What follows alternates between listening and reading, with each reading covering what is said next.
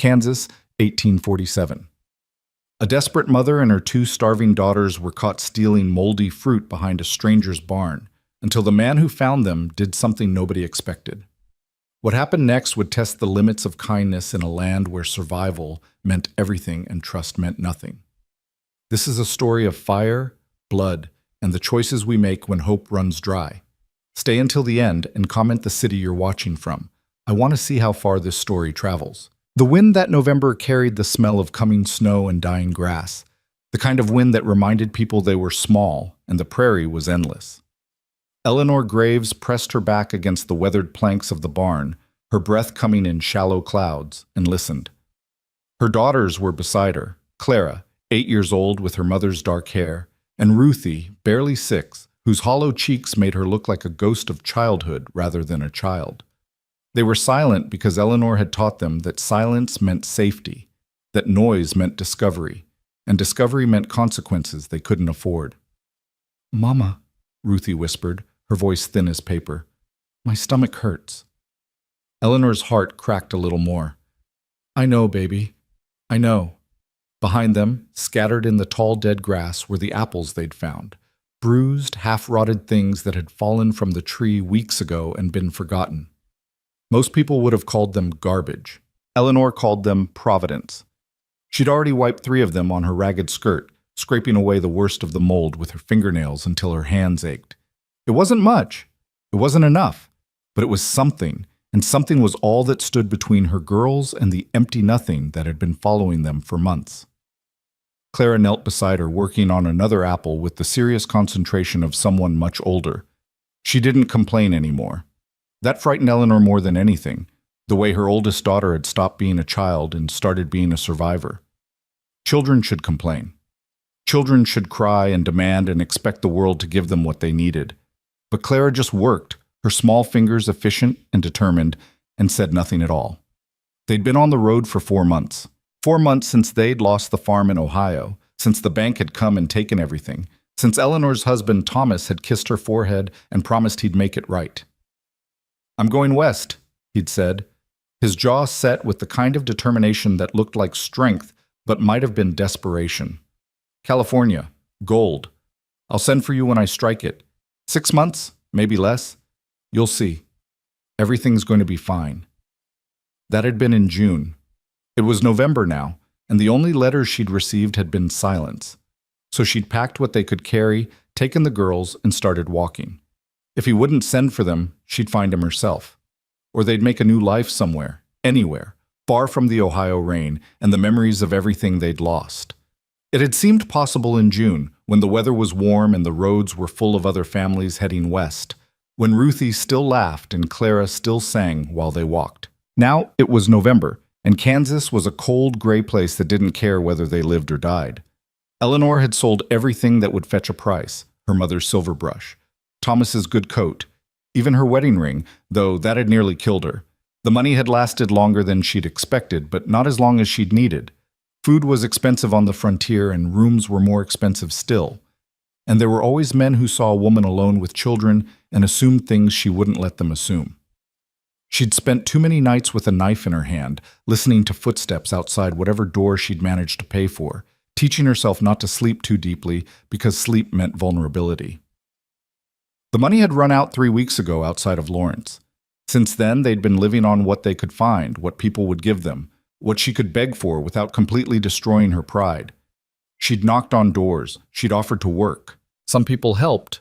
Most didn't. The ones who helped usually wanted something in return that she wouldn't give, and the ones who didn't help looked at her like she was already dead, like she was a ghost haunting their doorsteps, a reminder of everything that could go wrong. Yesterday, they'd walked past this ranch, and Eleanor had seen the apple tree. It was set back from the house, half hidden behind the barn, heavy with fruit that was past saving. Nobody was picking them. Nobody was using them. They were just falling and rotting, and Eleanor she'd thought maybe nobody would notice if a few more disappeared. It was theft, technically. She knew that. But it was also survival, and she discovered that survival had a way of rewriting the rules you thought you'd always follow. They'd waited until dusk. They'd crept around the barn like criminals, like the kind of people she'd once judged, and started gathering the fallen fruit. The good ones were already gone, probably taken by whoever owned this place or eaten by animals. What remained were the rejects, soft with rot, crawling with ants, spotted with mold. Eleanor had seen Claire's face fall when she'd realized what they were collecting, had seen the moment her daughter understood that this was what they'd become. People who ate garbage because garbage was all that was left. "It's all right," Eleanor had whispered, even though it wasn't. "We'll clean them. We'll cut away the bad parts. It'll be fine." But Claire's eyes had said what her mouth wouldn't. "No, it won't." Now, crouched behind the barn in the fading light, Eleanor worked faster. They needed to gather what they could and go, find somewhere to spend the night, somewhere the wind wouldn't cut through their thin coats like a blade. She'd seen an abandoned soddy about a mile back. It wasn't much, probably crawling with mice and God knew what else, but it had walls and most of a roof, and that was more than they'd had the night before. She'd just reached for another apple when she heard it, the sound of boots in grass, the deliberate tread of someone who knew where they were going. Eleanor's blood went cold. "Stay down," she breathed to the girls, but it was too late. The footsteps were close now, coming around the corner of the barn, and there was nowhere to run, nowhere to hide. She rose slowly, pulling Clara and Ruthie behind her, her mind racing through explanations that wouldn't sound like the lies they were. The man who rounded the corner was tall, broad-shouldered, with the weathered face of someone who'd spent his life working under the sun. He wore denim pants and a wool coat, good boots that had seen hard use but weren't worn through. His hat shaded his eyes, but Eleanor could feel his gaze taking them in, her threadbare dress, the girl's two thin frames, the rotting apples clutched in dirty hands. This was it. This was where he'd call her a thief, where he'd threaten the law or worse, where everything she'd been holding together would finally, completely fall apart. Eleanor lifted her chin, trying to find some scrap of dignity in the ruins of her pride. "Please, sir," she said, and her voice only shook a little. "We weren't stealing." It was the weakest lie she'd ever told, and they both knew it. The man, Caleb Holt, though she didn't know his name yet, stopped about 10 feet away. His eyes moved from Eleanor to the girls, taking in their hollow cheeks and frightened eyes, the way Ruthie was pressing herself against her mother's legs like she could disappear. He looked at the apples in their hands, the scattered collection of rotten fruit in the grass, and his face did something Eleanor hadn't expected. It softened. "No," he said quietly. "I don't suppose you were." Eleanor's breath caught. She'd been braced for anger, for accusations, for the kind of self-righteous fury that came from catching someone red-handed. But his voice held none of that. Instead, it carried something that sounded almost like sadness. Caleb shrugged out of his heavy wool coat. It had to have cost him at least a week's wages, maybe more, and held it out. "Ma'am," he said, "it's getting cold out here. Your girls are shivering. Why don't you all come inside? I've got a fire going and stew on the stove. No sense standing out here in the wind when there's warmth yonder." Eleanor stared at him. Her mind couldn't process what was happening. This wasn't how these situations went. She'd played out this scenario 100 times in her head during the past weeks, imagined every way it could go wrong, and not once had she imagined this. Kindness without strings, help without price. We can't," she stammered, even as every cell in her body screamed that they could, they had to. "We don't want charity." "It's not charity," Caleb said simply. "It's supper. There's a difference." He took a step closer, moving slowly, like he was approaching a spooked horse. Up close, Eleanor could see his face better, the lines around his eyes, the silver threading through his dark hair, the tiredness that came from years of hard work rather than hard living. He looked like someone who'd built something with his own hands and knew what it cost to keep it standing. "Listen," he said, and his voice was gentle in a way that made Eleanor's throat tight. "I don't know your story, ma'am, and you don't have to tell it, but I know hungry when I see it, and I know cold, and I know what it's like to be too proud to ask for help even when you're drowning. So I'm not asking you to accept charity.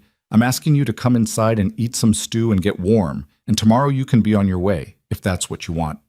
But tonight you don't have to sleep in whatever ditch or abandoned building you were planning on. Tonight you can sleep somewhere safe." Clara's hand tightened on Eleanor's skirt. Ruthie had started to cry, silent tears tracking down her dirty cheeks, And Eleanor realized her youngest daughter was crying because someone was being kind to them, because kindness had become so rare that it felt like a miracle. I can work, Eleanor heard herself say. For the meal, for the shelter. I can cook, clean, mend clothes. I'm good with a needle. I can... Ma'am, Caleb's voice was firm but not harsh. I'm not looking for a hired hand. I'm looking to do a decent thing for people who need it. Now, are you going to stand here arguing with me while your girls freeze, or are you going to let me do this one small thing that won't cost me anything, but might mean the difference between you all making it through another night? Eleanor's eyes burned. When was the last time someone had spoken to her like she mattered? Like her survival was worth something? When was the last time anyone had looked at her daughters and seen children instead of burdens? Why? The word came out as barely more than a whisper. Why would you help us? Caleb was quiet for a moment, his gaze distant. Because somebody once helped me when I needed it, he said finally, and because there's already too much hardness in this world. Maybe it's time for a little softness. He held out the coat again. This time, Eleanor took it. The weight of it in her hands felt impossible. Not just the physical weight of good wool and solid stitching, but the weight of what it represented.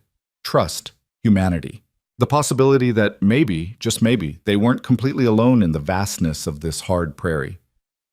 Thank you, she whispered, and the words felt inadequate for what he was offering. Caleb nodded. Come on then, before the stew burns. He turned and started toward the house, not looking back, giving them the dignity of choosing to follow rather than being led like livestock. Eleanor wrapped the coat around Ruthie first, drowning the little girl in wool that smelled like wood smoke and honest work, then draped it over Clara too, fitting both girls under it like a tent. Mama? Clara looked up at her with those two old eyes. Is it safe? God, Eleanor thought, what have I done to my children that they have to ask that question? I think so, baby, she said, and made herself believe it. I think maybe it is. They followed Caleb Holt across the darkening yard to his small homestead, and with each step Eleanor felt something shifting inside her. Not hope exactly, not yet, but maybe the memory of what hope used to feel like.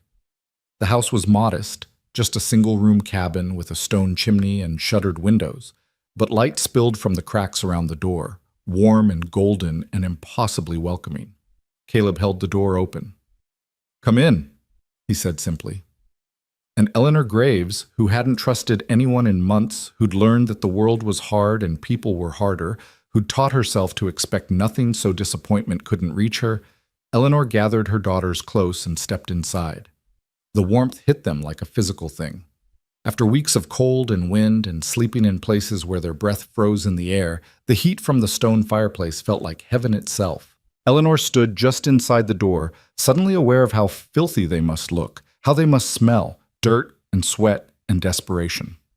She opened her mouth to apologize, but Caleb was already moving, pulling chairs close to the fire, ladling stew into bowls with the easy efficiency of someone who'd cooked for himself for a long time. Sit, he said, gesturing to the table. Please. The girls didn't need to be told twice. They climbed onto the chairs, rough-hewn but sturdy like everything else in this place, and stared at the bowls Caleb set in front of them like they'd never seen food before. Maybe they hadn't. Not real food, not hot food, not food that was meant for them. Go ahead, Caleb said. It's just beef and vegetables. Nothing fancy, but it'll fill your bellies. Ruthie grabbed her spoon with both hands and dove in, too hungry to remember manners. Clara ate more slowly, but her eyes were fixed on the bowl with an intensity that made Eleanor's heart ache. When was the last time they'd had a hot meal? 10 days? 2 weeks? She couldn't remember anymore. The days had all blurred together into one long stretch of walking and hunger and trying not to think about what would happen when they couldn't walk anymore. Caleb set a bowl in front of Eleanor too, then ladled one for himself and sat down across from her. For a moment they ate in silence, the only sounds the crackling of the fire and the scrape of spoons against pottery. Eleanor had never tasted anything so good. It was simple food, frontier food, the kind of meal a man living alone might make from whatever he had on hand. But it was hot, and there was plenty of it, and that made it a feast. "Thank you," she said again, because she couldn't stop saying it, because the words felt like the only thing standing between her and complete breakdown. "You don't know what this means." Caleb shrugged. "Like I said, it's just supper. It's more than that." He was quiet for a moment, watching the girls eat. Ruthie had slowed down now, savoring each bite, her small face losing some of its tightness. Clara was trying to eat properly, trying to remember the manners Eleanor had taught her back when they'd lived in a house with furniture and plates that matched, back when Eleanor had still believed that teaching your children to sit up straight and say please and thank you would be enough to see them through life. "Where are you headed?" Caleb asked finally. Eleanor hesitated. The truth felt too big, too complicated. "West," she said. "California, maybe. My husband went there looking for gold. We're trying to catch up." "Long walk." "Yes. Dangerous walk, too, especially this time of year." Eleanor's hands tightened on her spoon. "I know, but we didn't have much choice." So Caleb studied her face, and Eleanor had the uncomfortable feeling that he could see past all her careful lies, straight through to the truth, that her husband was probably dead or had decided they weren't worth coming back for, that she had no plan beyond putting one foot in front of the other, that she was running on stubbornness and maternal desperation and absolutely nothing else. But he didn't call her on it. He just nodded. "How long you been on the road?" 4 months. We started in Ohio. Ohio to Kansas in 4 months on foot with 2 little ones. Caleb let out a low whistle. "That's something." "It's survival," Eleanor said flatly. "That's all." "Still something." Clara looked up from her bowl, her dark eyes finding Caleb's face. "Are you going to make us leave?" she asked, and the question held all the weight of experience, all the lessons she'd learned about how the world worked. "Clara," Eleanor said sharply, but Caleb held up a hand. "No," he said, speaking directly to the girl. "I'm not going to make you leave. Not tonight, anyway. Tonight you're going to eat until you're full, get warm by the fire, and sleep in an actual bed. Tomorrow we can talk about what comes next, but tonight you're safe here. I promise." "Promises break," Clara said, with the weariness of someone 3 times her age. "Sometimes," Caleb agreed. "But not this one." Ruthie had stopped eating, her eyelids drooping. She listed sideways in her chair, and Eleanor caught her automatically, pulling the little girl into her lap. Ruthie curled up against her mother's chest, thumb in her mouth, a habit she'd outgrown years ago but had returned to during these hard months, and let out a shuddering sigh. "There's a bed in the corner," Caleb said, gesturing to a rope-frame bed covered with quilts. "Put her down. Let her sleep." "I can't take your bed," Eleanor protested. "You're not taking it. I'm giving it. I can sleep in the chair by the fire. I've done it before." "But, ma'am," Caleb's voice was gentle but firm. "You're arguing again. Stop arguing and let me help. This isn't about pride or charity or any of that. This is about a little girl who needs to sleep somewhere warm and soft, and there's a bed right there. And I'm telling you to use it. That's all this is." Eleanor wanted to protest more. She wanted to maintain some semblance of independence, some proof that she wasn't completely helpless. But Ruthie was already asleep in her arms, her small body finally relaxed, and the bed did look impossibly soft compared to the hard ground they'd been sleeping on. "All right," she whispered. "Thank you." She carried Ruthie to the bed and laid her down gently, tucking the quilts around her thin frame. Her daughter didn't stir, lost in the kind of deep sleep that came from exhaustion, and finally, safety. Eleanor smoothed the dark hair back from Ruthie's forehead and felt something crack inside her chest, relief or grief, or maybe both at once. When she turned back, Clara had finished her stew and was struggling to keep her eyes open. Caleb had quietly cleared the bowls and was adding wood to the fire, giving them space, giving them privacy in a way that felt like respect. "You too, Clara," Eleanor said softly. "Bed. But you I'll be right here. I'm not going anywhere." Clara climbed into bed beside her sister, and Eleanor tucked her in too, pressing a kiss to her forehead. "Sleep, baby. Everything's going to be all right." She didn't know if that was true. She didn't know if anything would ever be all right again. But for tonight, in this warm cabin with a strange man who'd shown them kindness for no reason, she could pretend. She could give her daughters one night where they didn't have to be afraid. When she turned back to the fire, Caleb had settled into one of the chairs, his long legs stretched toward the hearth. He gestured to the other chair. Sit. Warm up. Eleanor sat, suddenly aware of how tired she was, how the adrenaline that had been keeping her upright for weeks was draining away now that there was finally space to rest. The fire crackled, sending shadows dancing across the rough-hewn walls.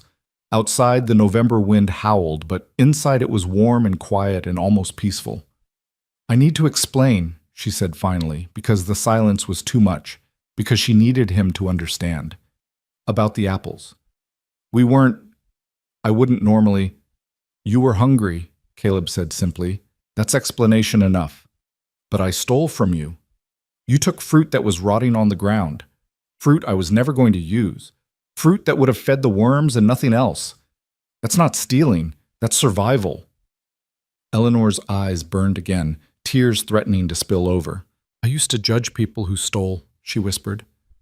I used to think if you were desperate enough to take something that wasn't yours, you'd made bad choices. You'd failed somehow. I thought good people, strong people found another way. And now? Now I know there isn't always another way.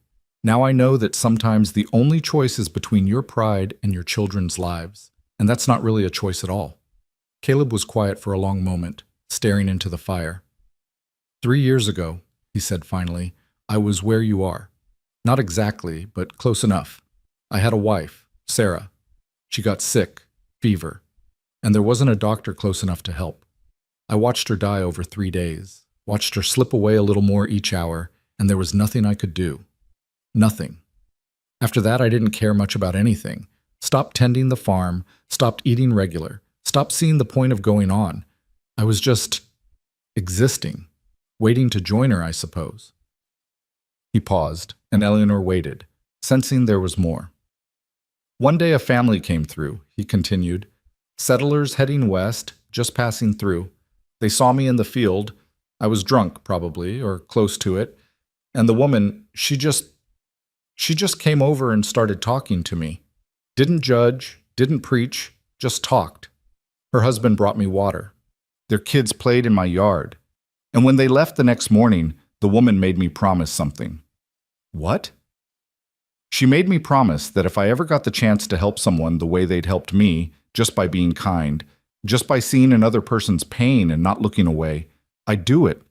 No questions, no conditions, just help, because that's what we're supposed to do for each other. Eleanor swallowed hard. And did you keep the promise? Caleb looked at her, and in the firelight his eyes were warm. I'm trying, he said. Every day I'm trying. They sat in silence after that, but it was a comfortable silence, the kind that didn't need filling. Eleanor watched the fire and listened to her daughters breathe in sleep and felt something she hadn't felt in so long she'd almost forgotten what it was called. Peace. What's your name? Caleb asked eventually. Eleanor. Eleanor Graves. And my daughters are Clara and Ruthie. Caleb Holt. He nodded toward the bed. They're good girls. You can see it, even in the hard times. They're the best thing I ever did, Eleanor said softly. The only thing that matters now. Your husband, the one who went west, you think he's still alive? It was a question Eleanor had been avoiding for months, the one that sat in her chest like a stone. I don't know, she admitted. He was supposed to send for us. He promised. But it's been 5 months and I haven't heard anything. Maybe the letters got lost. Maybe he hasn't struck gold yet and he's waiting until he can send money. Maybe he's not coming back, Caleb finished gently. Eleanor nodded, her throat too tight for words. And if he's not, if you get to California and he's not there, or he's there but he's not the man you thought he was, what then? I don't know that either, Eleanor whispered. I just know I have to keep moving forward because stopping means giving up, and I can't give up. Not while they need me. She looked at her daughters sleeping peacefully under borrowed quilts in a stranger's bed and felt the weight of all the choices that had led her here. Every bad decision, every moment of hope and desperation and stubborn refusal to quit. She'd made mistakes. God knew she'd made mistakes. But she was still here. They were still here. That had to count for something. You're stronger than you think, Caleb said quietly. Walking from Ohio to Kansas with two little ones, keeping them alive, keeping them together, that takes a kind of strength most people don't have, or a kind of stubbornness. Same thing sometimes. Eleanor managed a weak smile. Maybe. They talked for a while longer, their voices low so as not to wake the children. Caleb told her about the ranch, small but his, built with his own hands after Sarah died because he needed something to do with the grief. Eleanor told him about Ohio, about the farm they'd lost, about Thomas's dreams of gold and the way those dreams had pulled their family apart. She didn't tell him everything. There were some pains too private to share, some failures too deep to speak aloud. But she told him enough. Enough for him to understand. Enough for her to feel less alone. Eventually the fire burned low and exhaustion won. Caleb insisted Eleanor take the bed with her daughters. You'll all fit, and I'm fine in the chair. I've slept in worse places. And after one more half-hearted protest, she gave in. She climbed into bed between Clara and Ruthie, fully dressed, and pulled the quilts up to her chin. The bed was soft. The quilts were warm. Her daughters were breathing steady and safe on either side of her.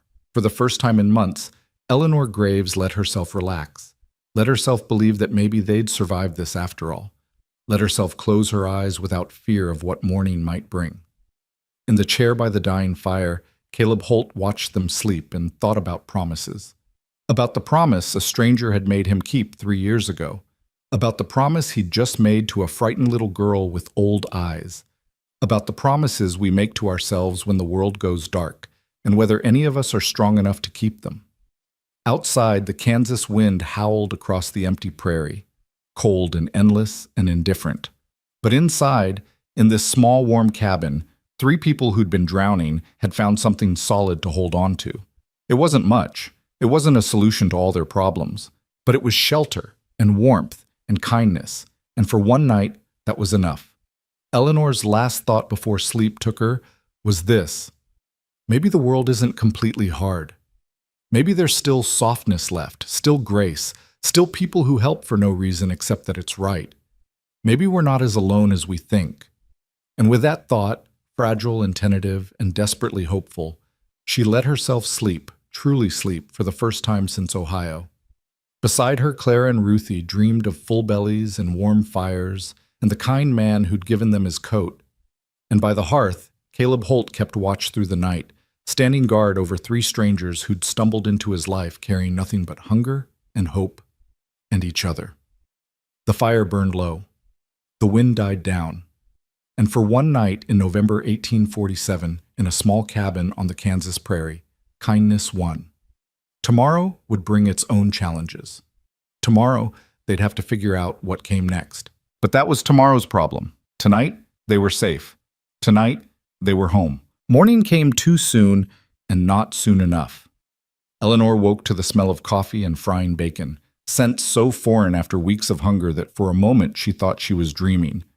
Then Clara shifted beside her, and Ruthie's small hand found hers beneath the quilts, and she remembered the barn, the rotten apples, the man who'd offered them his coat, and called it nothing. Pale sunlight filtered through the cabin's single window, weak November light that promised nothing but cold. Eleanor sat up carefully, not wanting to wake the girls, and saw Caleb at the stove, his back to her, working with the quiet efficiency of someone accustomed to solitude. He'd already dressed for the day, work clothes, patched but clean, and his hair was damp like he'd washed at the pump outside despite the freezing temperature. He must have heard her move because he glanced over his shoulder. "Morning," he said softly. "Didn't mean to wake you." "You didn't." Eleanor swung her legs out of bed, suddenly aware of how wrinkled her dress was, how tangled her hair must be. She'd slept in her clothes, had been sleeping in her clothes for weeks because there was nothing else and nowhere private to change, even if there had been. "I should help. You shouldn't be cooking for us." "Already done." Caleb gestured to the table where he'd laid out plates and cups. "Just bacon and cornbread, but it's hot. Coffee too, if you want it." Eleanor wanted to argue, wanted to prove she wasn't helpless, but the truth was she was starving and exhausted, and the smell of that bacon was making her dizzy. "Thank you," she said instead, and the words were becoming a refrain, a prayer she couldn't stop repeating. "You've been so kind." stop thanking me," Caleb said, but there was no harshness in it. "Makes me feel like I'm doing something extraordinary when I'm just doing what's decent." He poured coffee into a tin cup and brought it to her. Eleanor wrapped her hands around it, savoring the warmth, the bitter smell that spoke of normalcy and morning routines and all the small comforts she'd taken for granted back when she'd had a home.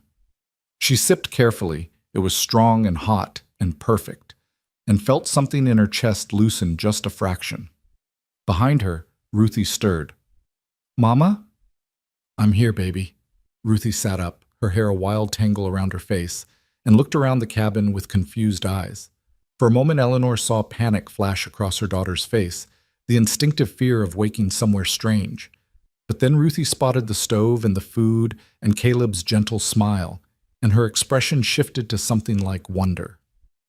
"Is it real?" she whispered. "The breakfast?" Eleanor's heart broke a little more. "Yes, sweetheart. It's real." Clara woke more slowly, her old soul eyes taking in the scene with careful assessment before she allowed herself to relax. She climbed out of bed and came to stand beside Eleanor, her small hand finding her mother's free one, and together they watched Caleb dish bacon onto plates with the same care he might have used for guests at a fancy dinner. "Come eat," he said, "before it gets cold." They ate at the rough table like a family, though they weren't one, though they'd known each other for less than 12 hours. Caleb asked the girls about their journey, gentle questions that didn't press too hard, and Clara answered in careful sentences while Ruthie mostly just ate, her attention fixed on the food like it might vanish if she looked away. Eleanor listened and sipped her coffee and tried not to think about what would happen when this meal was over, when they'd have to leave this warm cabin and walk back out into the cold. "There's a town about 8 miles north," Caleb said eventually, speaking to Eleanor while the girls finished their breakfast. "Independence. It's not much, but they've got supplies, a boarding house, folks heading west who might have news about your husband. You might find some answers there."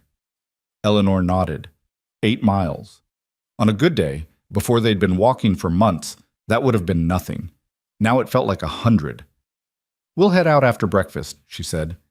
"We've imposed on you enough." Caleb frowned. "You haven't imposed, but if you're set on leaving, at least let me give you some provisions. I've got dried beef, some cornmeal, a spare blanket. It's getting colder and you can't be sleeping rough with those girls."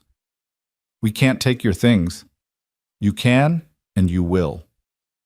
There was steel under the gentleness now, the firmness of a man who'd made up his mind.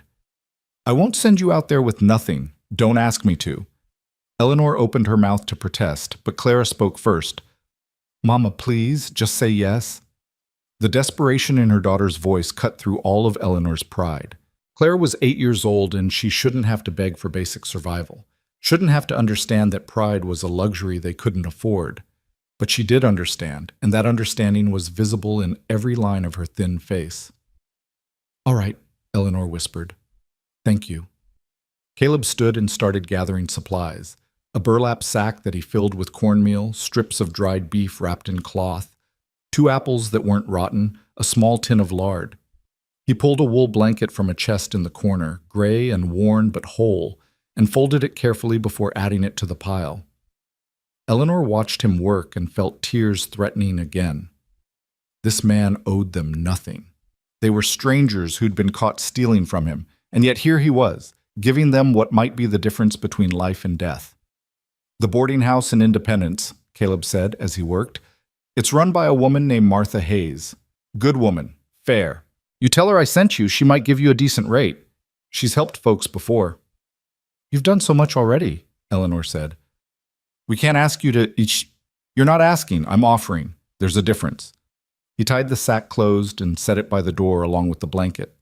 Then he went to the mantel and took down a small leather pouch, counted out coins with deliberate care, 5 silver dollars that clinked softly in his palm, and held them out to Eleanor. "No." Eleanor stepped back. "Absolutely not. The food, the shelter, that's one thing, but I can't take your money. It's not much. Just enough for a few nights at the boarding house, maybe some extra food." "I don't care if it's everything you have. I won't take it." Eleanor's voice was sharp now, pride flaring despite everything. "You've been generous beyond reason, but there's a line, and that crosses it. We're not beggars." I never said you were. Then stop treating us like we are. The words came out harder than she'd intended, fueled by shame and exhaustion and the horrible feeling of being dependent on someone else's charity. Caleb didn't flinch. He just looked at her with those steady eyes and said, I'm treating you like human beings who need help. That's all. Nothing more, nothing less. But why? Eleanor's voice cracked. Why do you care what happens to us? We're nobody to you. We're just 3 more people trying to survive on a frontier full of people trying to survive. Why does it matter to you if we make it or not? Caleb was quiet for a long moment. Behind them, Clara and Ruthie had stopped eating, their eyes wide as they watched the adults. Finally, Caleb set the coins on the table, not forcing them into Eleanor's hand but leaving them there, available, a choice rather than an obligation. I told you about Sarah, he said quietly. What I didn't tell you was how she died. The fever came on sudden, and I rode to town for the doctor. 10 miles there, 10 miles back. I rode that horse like the devil was chasing me. But when I got to the doctor's house, he turned me away. Eleanor's breath caught. Said he was busy with other patients, Caleb continued, his voice flat now, drained of emotion. Said he'd come when he could, but he couldn't promise when that would be. I begged him. I told him my wife was dying. He looked at me and said, Everyone thinks their emergency is the only one that matters. Then he closed the door in my face. God, Eleanor whispered. I rode home alone. Sarah died that night, calling for me, scared and in pain, and I couldn't do anything but hold her hand and watch. And all I could think was, if that doctor had just come, if he'd just shown her one shred of mercy, maybe she'd still be here. Maybe I wouldn't be alone. Caleb met Eleanor's eyes, and she saw a grief there that matched her own, a pain that ran bone deep and permanent. So when I see people who need help, he said, I help them. Because I know what it's like to need help and not get it. I know what it costs. And I'll be damned if I'm going to be the man who closes the door. The cabin was silent except for the crackling of the fire. Eleanor felt something shifting in her chest, the walls she'd built around herself cracking just enough to let light through. This man had lost everything too. He understood. He knew what it was to watch your world fall apart and have nobody catch you. I'm sorry, she said finally, about your wife, about what that doctor did to you. Me too. Every day. Caleb nodded toward the coins. Take the money. Not because you're begging, not because you're helpless, but because you need it, and I have it, and there's no reason you should suffer when I can help. That's all this is. Just one person helping another, the way we're supposed to. Eleanor looked at the silver dollars gleaming on the table. $5. Enough for maybe a week at a boarding house, enough for food and supplies, enough to buy them time to figure out what came next. It wasn't charity, it was a lifeline. If we take this, she said slowly, I'll pay you back. Somehow, someday, I'll find a way to pay you back. If it makes you feel better to think that, fine. But I'm not keeping a ledger. I'm not expecting anything in return. Eleanor picked up the coins, her hand shaking slightly. They were warm from Caleb's palm, solid and real. Thank you, she whispered, and this time the words carried weight beyond courtesy, beyond politeness. This time they carried the full measure of her gratitude, her desperate relief, her tentative hope that maybe they'd survive this after all. Caleb just nodded and went back to the stove. They finished breakfast in a more comfortable silence. Clara asked Caleb about the ranch, how long he'd been here, what crops he grew, whether he had animals, and he answered her questions with the patience of someone who understood that children needed normalcy, needed to talk about ordinary things even in extraordinary circumstances. Ruthie fell asleep again in her chair, exhausted despite a full night's rest, and Eleanor realized with a pang how much her daughters had been running on adrenaline and fear, how much they'd been holding themselves together through sheer will. Let her sleep a bit longer, Caleb said, seeing Eleanor start to wake her. No rush, the road will still be there in an hour. So they waited. Eleanor helped Caleb clean the breakfast dishes. He tried to wave her off, but she insisted, needing to do something useful, needing to feel less like a burden.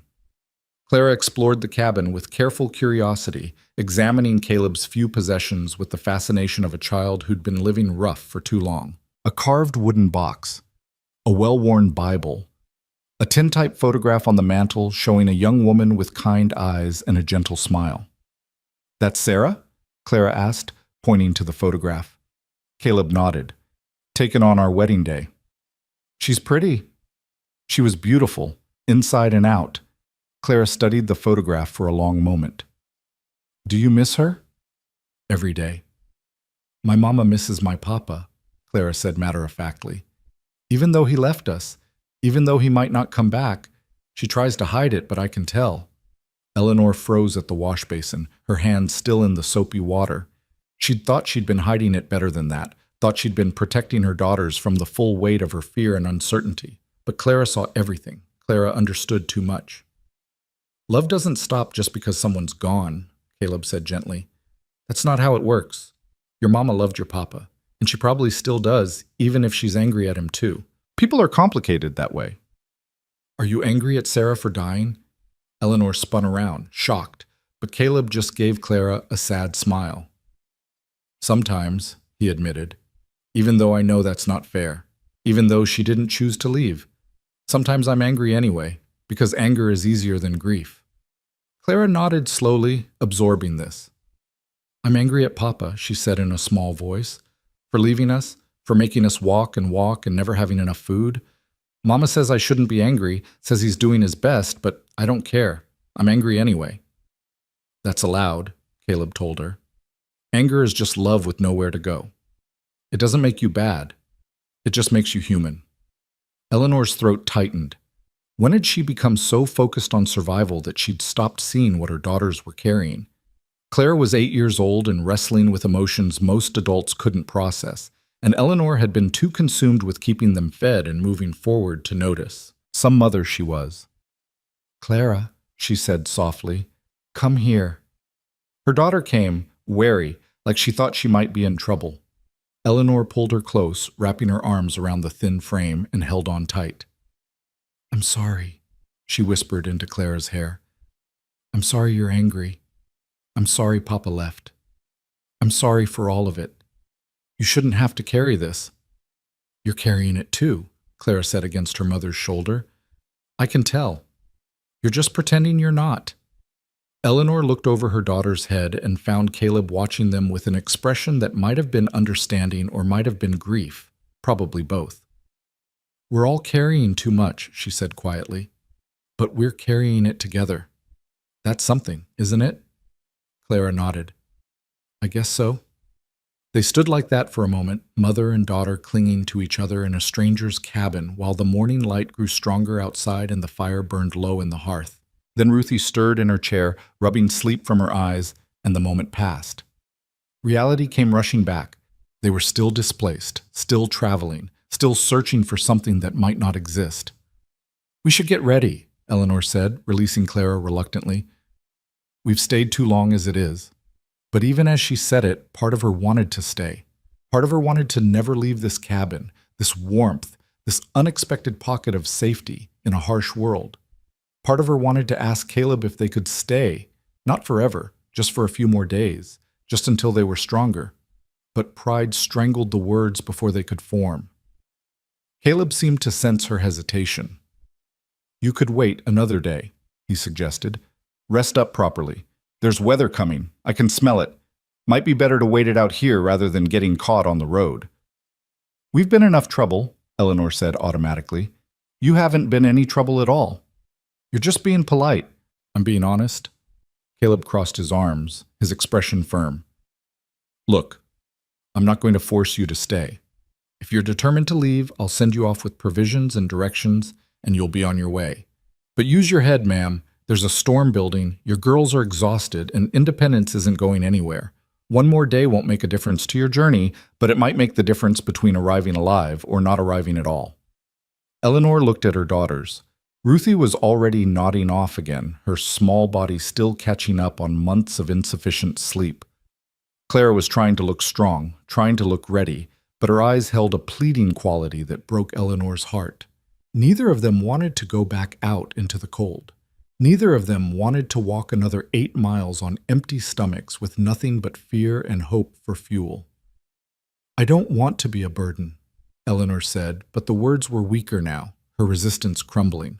You're not a burden. You're a mother trying to keep her children safe. There's a difference. Eleanor closed her eyes. Every instinct screamed at her to be independent, to prove she could handle this alone, to protect what little dignity she had left. But stronger than instinct was the bone-deep exhaustion, the knowledge that she was running on fumes, that one more day might be what they needed to survive the next week. One more day, she heard herself say. Just one. And we work for our keep. I'll cook, clean, whatever you need. Fair enough, Caleb agreed, though his eyes suggested he'd have let them stay regardless. Though you should know I'm a simple man with simple needs. Don't expect me to invent chores just to make you feel useful. I'll find something to do. I'm sure you will. And so it was decided. They would stay. Just one more day, just enough time to rest and gather strength and pretend for a little while longer that they were somewhere safe. The storm Caleb had predicted rolled in around midday. Heavy clouds that turned the sky the color of old bruises, wind that howled across the prairie and made the cabin's timbers creak. Eleanor stood at the window and watched the first fat drops of rain turn to sleet, watched the temperature plummet and the world outside become hostile and gray, and felt a rush of gratitude so intense it made her dizzy. If they'd left this morning, they'd be caught in this. They'd be huddled under that thin blanket trying to shield the girls from weather that didn't care whether they lived or died. Good call, she said to Caleb, who was mending a harness at the table. I've lived here long enough to read the sky, he replied. Storm like this, it'll blow through by tomorrow. You'll have clear weather for your walk to Independence. Eleanor turned from the window. How did you end up here? In Kansas, I mean. You don't have the look of someone who was born on the prairie. I'm not.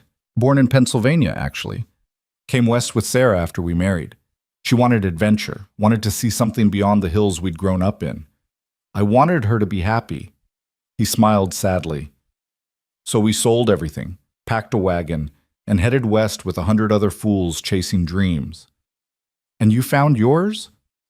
For a while. Built this place with my own hands, cleared the land, planted crops. Sarah loved it.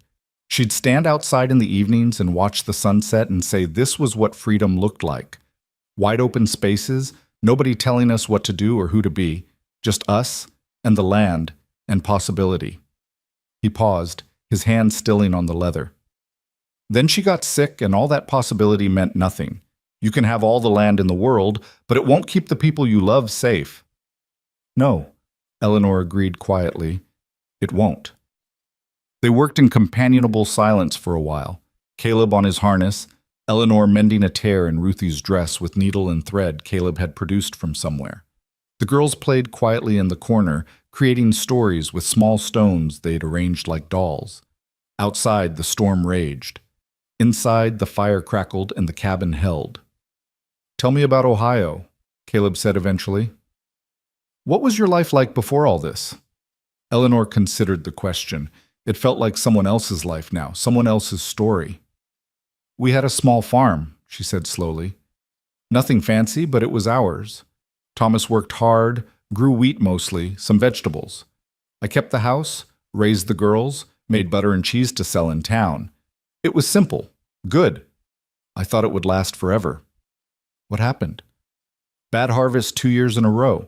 Then Thomas borrowed money to plant again, thinking the third year would be better.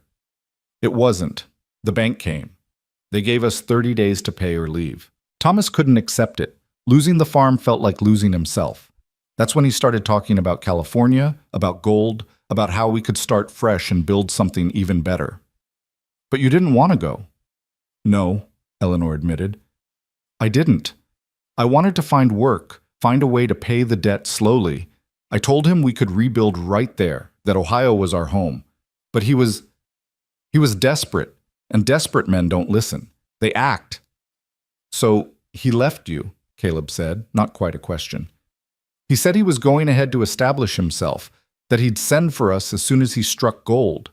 He promised he'd write every week, send money when he could. He kissed me goodbye and told me he loved me and walked away like he was going to save us all. Eleanor's voice hardened. That was 5 months ago. Not a single letter, not a single dollar, just silence. And you still went looking for him. What choice did I have? Without the farm, without money, we had nothing. No family willing to take us in, no prospects, no future. At least going west gave us direction. At least it gave us hope, even if that hope was probably false. Caleb set down his work and looked at her directly.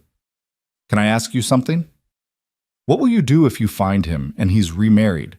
Or if you find him and he doesn't want you back? Or if you don't find him at all? The questions hit like stones, each one landing on a fear Eleanor had been avoiding for months. I don't know, she whispered.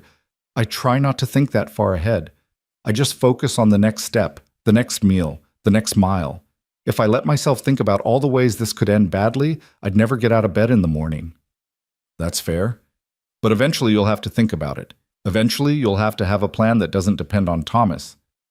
I know. Eleanor's hands trembled slightly on the needle.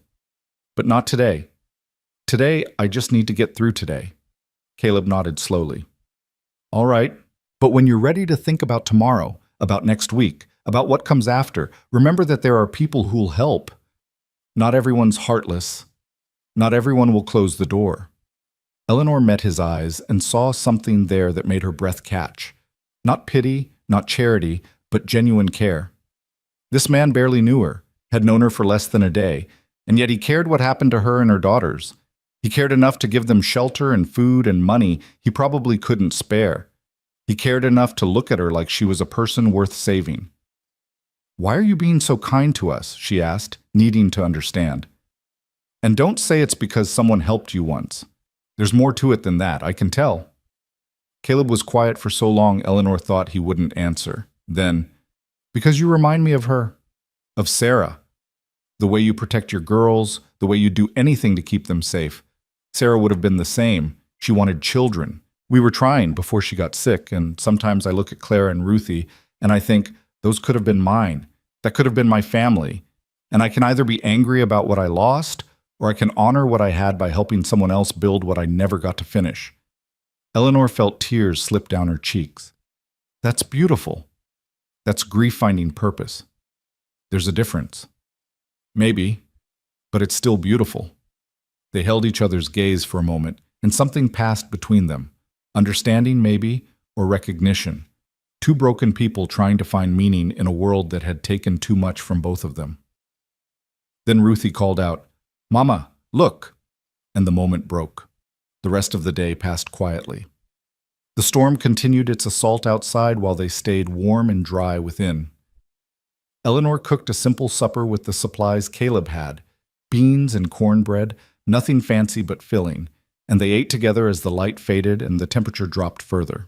Caleb told the girls stories about the prairie, about buffalo herds so vast they took days to pass, about storms that could blow a house down and floods that reshaped the land overnight. Clara listened with wide eyes. Ruthie fell asleep in her chair again. When it was time for bed, Eleanor tucked her daughters in and kissed them goodnight, then returned to the fire where Caleb sat smoking his pipe, the tobacco smoke curling up toward the rafters. "Thank you," she said, settling into the other chair, "for giving us another day, for all of this." "Stop thanking me," Caleb said, but there was warmth in it now, almost affection. "You've thanked me about 50 times since yesterday. I'm starting to think you don't know any other words." Eleanor laughed, actually laughed, and was surprised by the sound. When was the last time she'd laughed? "I mean it, though. You've been so generous. And you've been so stubborn about accepting help. We're even." They sat in comfortable silence, watching the fire. Outside, the storm was finally beginning to ease, the sleet turning back to rain, the wind losing its edge. By morning, it would be clear, just as Caleb had predicted. By morning, they'd have to leave this small, warm sanctuary and walk back out into the cold world. "I'm scared," Eleanor admitted quietly, surprising herself with the confession. "I'm scared we won't make it. I'm scared I'll fail them. I'm scared of what we'll find if we ever reach California. I'm scared of everything. That's normal. Fear keeps you careful. But how do you keep going when you're so afraid you can barely breathe?" Caleb considered the question. "You just do," he said finally. "You put one foot in front of the other because stopping means giving up, and you're not ready to give up yet. You focus on the next step, not the whole journey. And you remember that fear and courage aren't opposites. Courage is just fear that's decided to move forward anyway. Eleanor nodded, absorbing his words. You're wise. I'm old and sad. Sometimes that looks like wisdom. It's still helpful. They talked a while longer, their voices low, sharing pieces of themselves the way strangers sometimes do when they know they'll likely never see each other again. Caleb told Eleanor about his childhood in Pennsylvania, about learning to work wood from his father, about the day he met Sarah at a church social and knew immediately she was the one. Eleanor told him about her parents, long dead, about how she'd met Thomas when she was 16 and thought he hung the moon, about the slow realization that the man she'd married wasn't quite the man she'd thought he was. Eventually, exhaustion won. Eleanor said goodnight and climbed into bed beside her daughters, and Caleb settled into his chair by the fire with a blanket. The cabin grew quiet. The storm outside faded to nothing, and Eleanor lay there in the darkness, listening to her daughters breathe, thinking about tomorrow and all the tomorrows that would follow. They'd have to leave in the morning. They'd have to walk to Independence and figure out what came next. But tonight they were safe, warm, fed.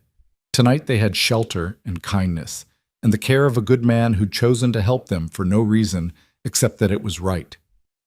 And maybe, Eleanor thought as sleep finally claimed her, maybe that was enough to get them through tomorrow.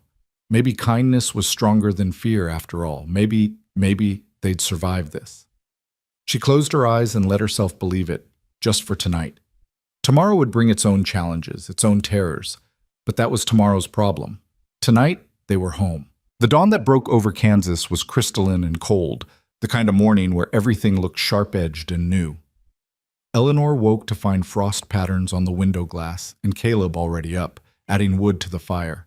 She lay still for a moment, reluctant to leave the warmth of the quilts, reluctant to face the day that would take them away from this place. "Morning," Caleb said without turning around.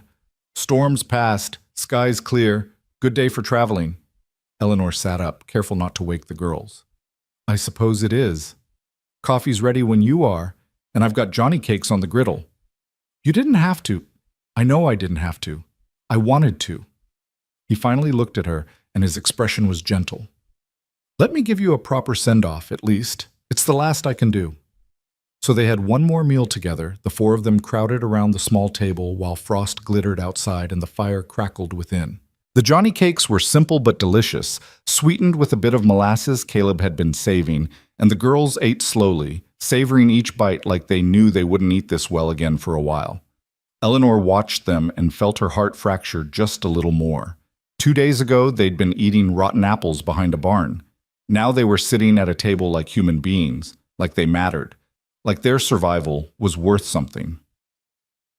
"The road to Independence runs straight north," Caleb said, sketching a rough map on a scrap of paper with a piece of charcoal. "Follow it about 8 miles, maybe 9.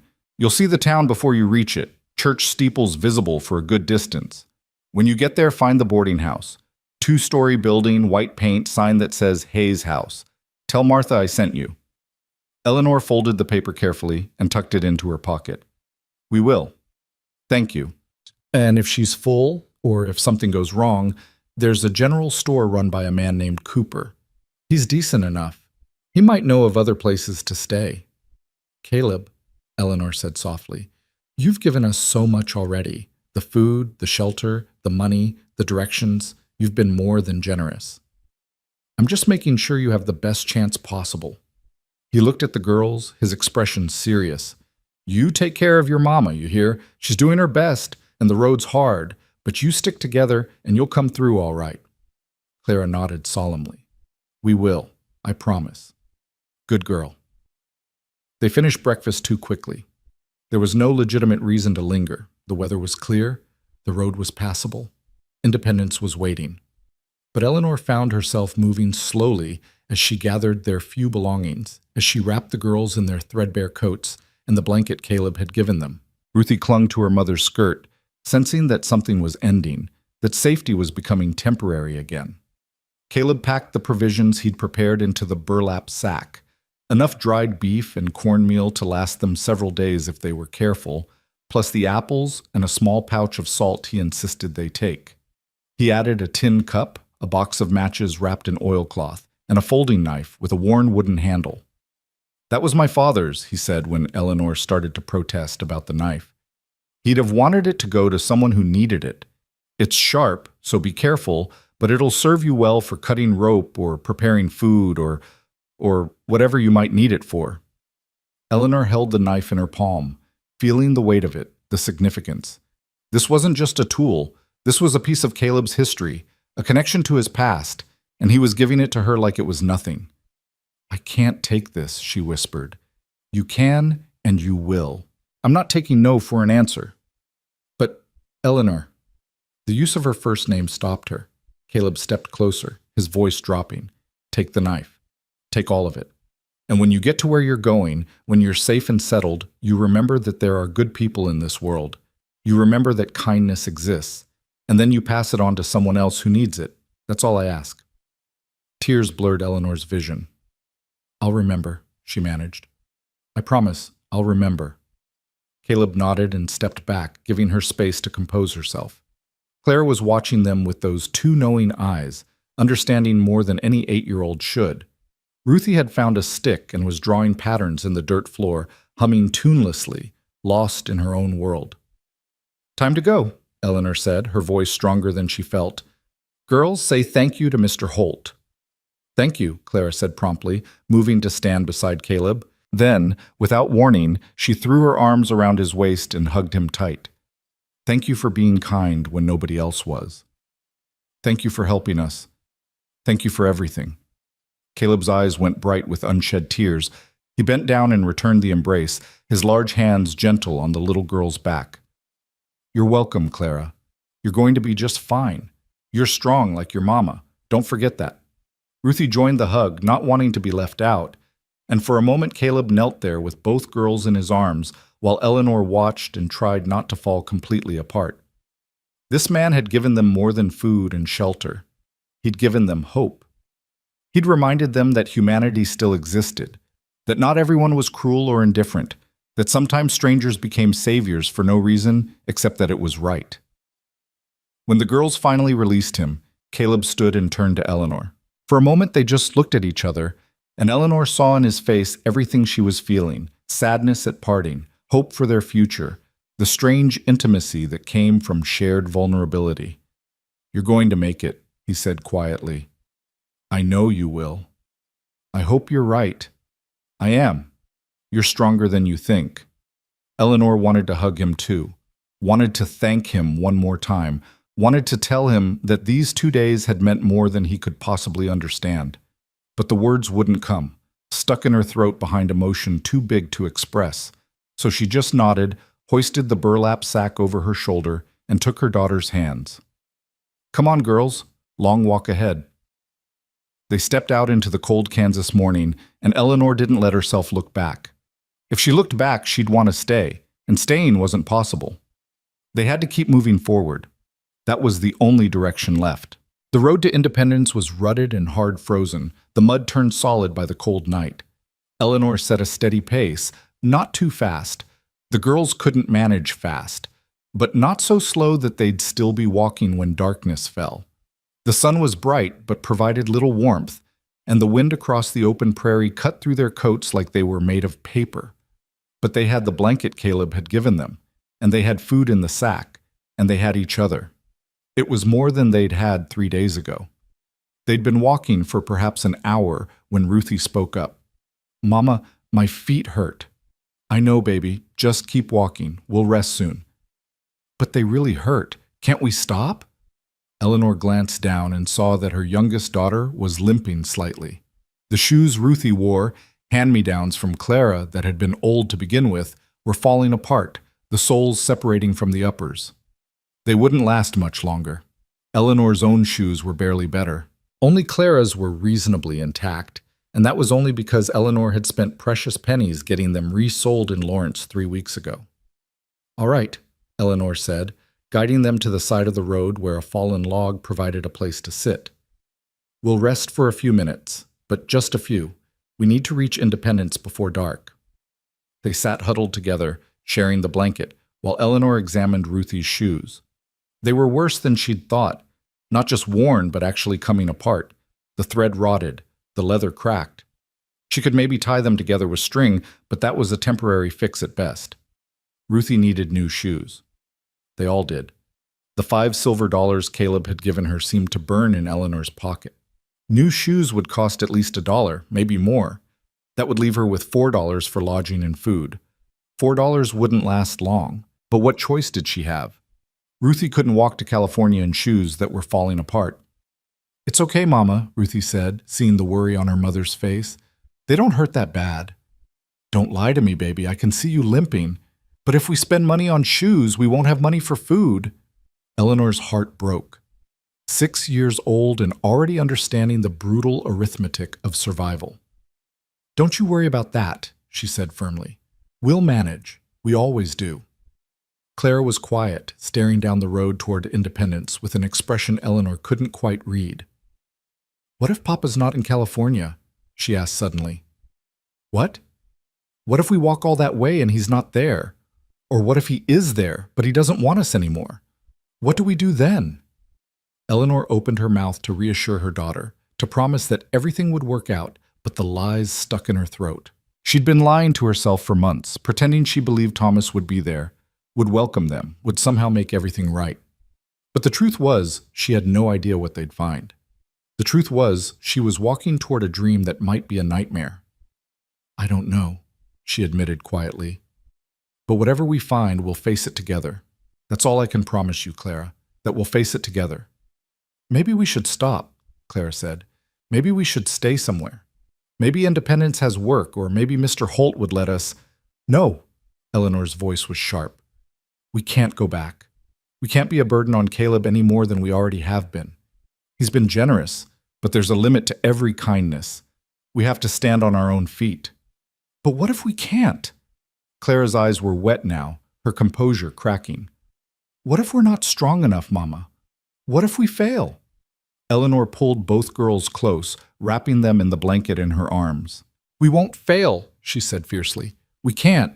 We've come too far, survived too much. We're going to make it because we have to. Because the alternative is giving up, and we don't know how to do that. Do you hear me?" Clara nodded against her mother's shoulder. Ruthie just held on tight, her small body shaking with cold or emotion or both. They sat there on the side of the frozen road, 3 people who had nothing except each other, and Eleanor tried to believe her own words, tried to believe that will and determination would be enough. They were just about to start walking again when Eleanor heard it, the sound of horses, moving fast, coming from the south. She turned and saw riders cresting the rise behind them, maybe a half-dozen men on horseback, kicking up dust despite the frozen ground. Something about the way they rode set alarm bells ringing in Eleanor's head. "Come on," she said urgently, pulling the girls to their feet. "We need to move." "Why?" Ruthie asked. "Who are they?" "I don't know, and I don't want to find out. Come on, quickly." They started walking faster, almost running, but the horses were faster. The riders caught up to them within minutes, circling around to block the road. Eleanor's blood went cold. These weren't travelers. These weren't settlers or ranchers going about their business. These were men who rode with purpose, with weapons visible on their saddles, with faces that spoke of hard living and harder intentions. The leader, a man with a scarred face and eyes like flint, pulled his horse to a stop directly in front of Eleanor. "Well now," he said, his voice carrying an accent Eleanor couldn't place. "What do we have here? A woman and 2 little birds, all alone on the road. That doesn't seem safe." Eleanor pulled the girls behind her, her heart hammering. "We're just passing through, not looking for trouble." "Nobody's ever looking for trouble," the man said, swinging down from his saddle. "But trouble finds them anyway. Isn't that interesting?" The other riders had dismounted too, forming a loose circle around Eleanor and her daughters. She counted 6 men total, all armed, all looking at them with expressions that made her skin crawl. This was bad. This was very bad. "Please," she said, fighting to keep her voice steady, "just let us pass. We have nothing worth taking." "Oh, I wouldn't say that." The leader stepped closer, his eyes traveling over Eleanor in a way that made her feel sick. "You've got provisions there. That blanket looks warm. And as for nothing worth taking, he smiled, showing broken teeth. Well, that's a matter of perspective, isn't it? One of the other men laughed, a sound like rocks scraping together. Eleanor's hand found the knife Caleb had given her, hidden in her pocket. It wasn't much against 6 armed men, but it was something. If they tried to hurt her daughters, she'd fight. She'd die fighting if she had to. I asked you nicely, the leader said, his voice hardening. Hand over the sack, the blanket too, and any money you've got. Do it now, and maybe we'll let you go on your way. Make this difficult and, well, he shrugged. I'm sure you can imagine. Mama, Ruthie whimpered, pressing against Eleanor's legs. Eleanor's mind raced. She could give them what they wanted. The provisions, the blanket, the $5. Material things, replaceable. But would they stop there? Would they really let them go? The way these men were looking at her suggested they wouldn't, suggested they wanted more than just supplies. She was just about to make a decision, hand over the sack and pray or fight and die trying, when she heard it. Another horse, approaching fast from the north. The riders heard it too, turning to look. A single rider crested the hill, moving at full gallop, and even from a distance Eleanor recognized the horse, the way the man sat in the saddle. Caleb. He pulled up hard, his horse dancing sideways, and in his hands was a rifle, already leveled at the leader.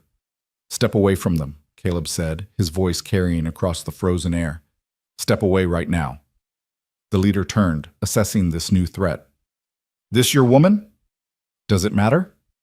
Might. If she's yours, we could negotiate. If she's not, well, this isn't your concern. I'm making it my concern. Caleb's rifle didn't waver. Those are people under my protection. You touch them, you answer to me. One of the other riders laughed. There's 6 of us and one of you, friend. You want to reconsider that threat? Not a threat, a promise. Caleb's eyes were cold, harder than Eleanor had seen them. I've got 8 shots in this Henry rifle and I can reload faster than you can blink. I'll take at least 4 of you before you take me down. Question is, which 4 want to die today? The silence that followed was taut as a bowstring. Eleanor held her breath, clutching her daughters, watching the men calculate odds and outcomes. The leader's hand moved toward his pistol, but Caleb shifted the rifle slightly, and the movement was enough to freeze him. Your choice, Caleb said quietly. Ride away and live, or stay and test whether I'm bluffing. But you should know, I don't bluff. The leader stared at Caleb for a long moment, weighing his options. Then, slowly, he remounted his horse. You're making a mistake, he said. These roads aren't safe. We were just offering protection. They don't need your protection. They have mine. The leader spat in the dirt. Fine, keep them. But you remember this, friend. Kansas is a big territory and you can't be everywhere. Next time we meet might go differently. If there's a next time, Caleb said, I'll be ready. The riders wheeled their horses and rode north, not hurrying but not dawdling either, and Eleanor watched them go with a mixture of relief and residual terror. When they were finally out of sight, her legs gave out, and she sat down hard on the frozen ground, pulling the girls with her. Caleb dismounted and came to them quickly, kneeling beside Eleanor. Are you hurt?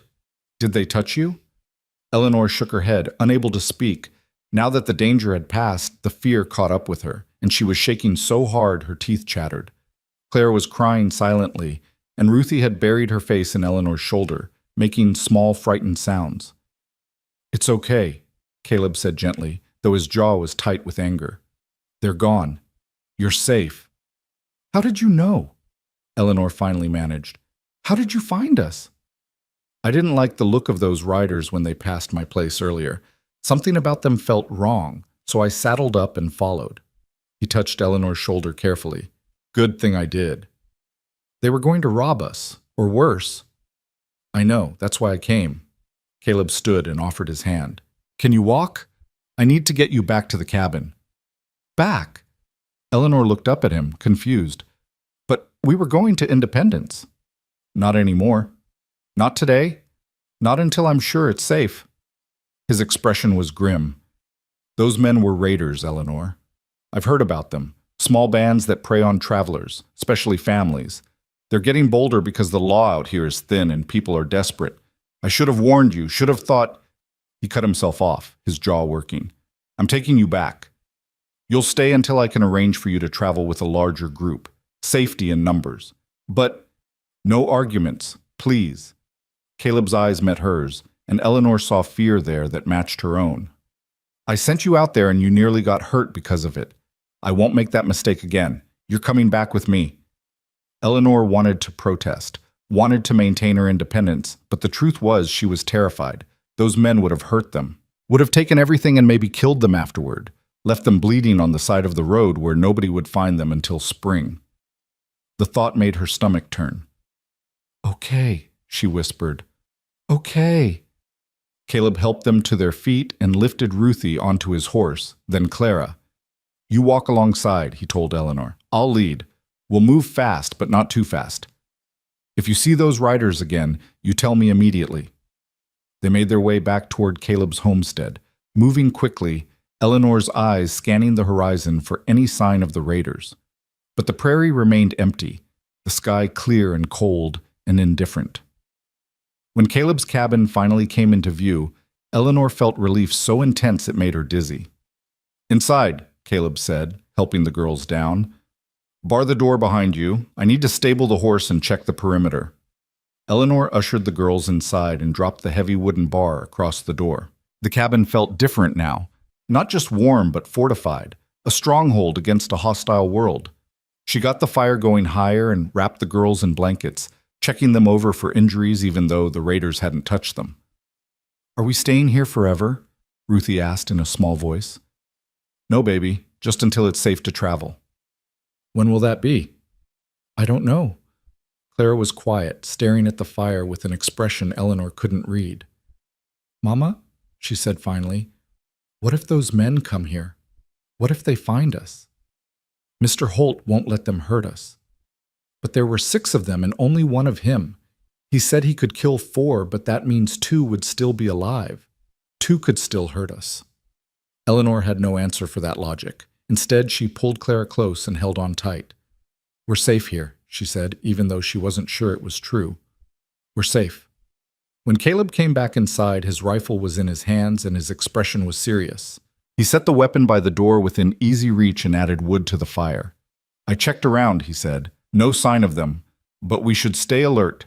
Keep the door barred. Stay away from the windows." "Caleb, I'm sorry," Eleanor said. "This is my fault. We brought danger to your door. You didn't bring anything. Those men have been roaming these parts for weeks. It's not about you.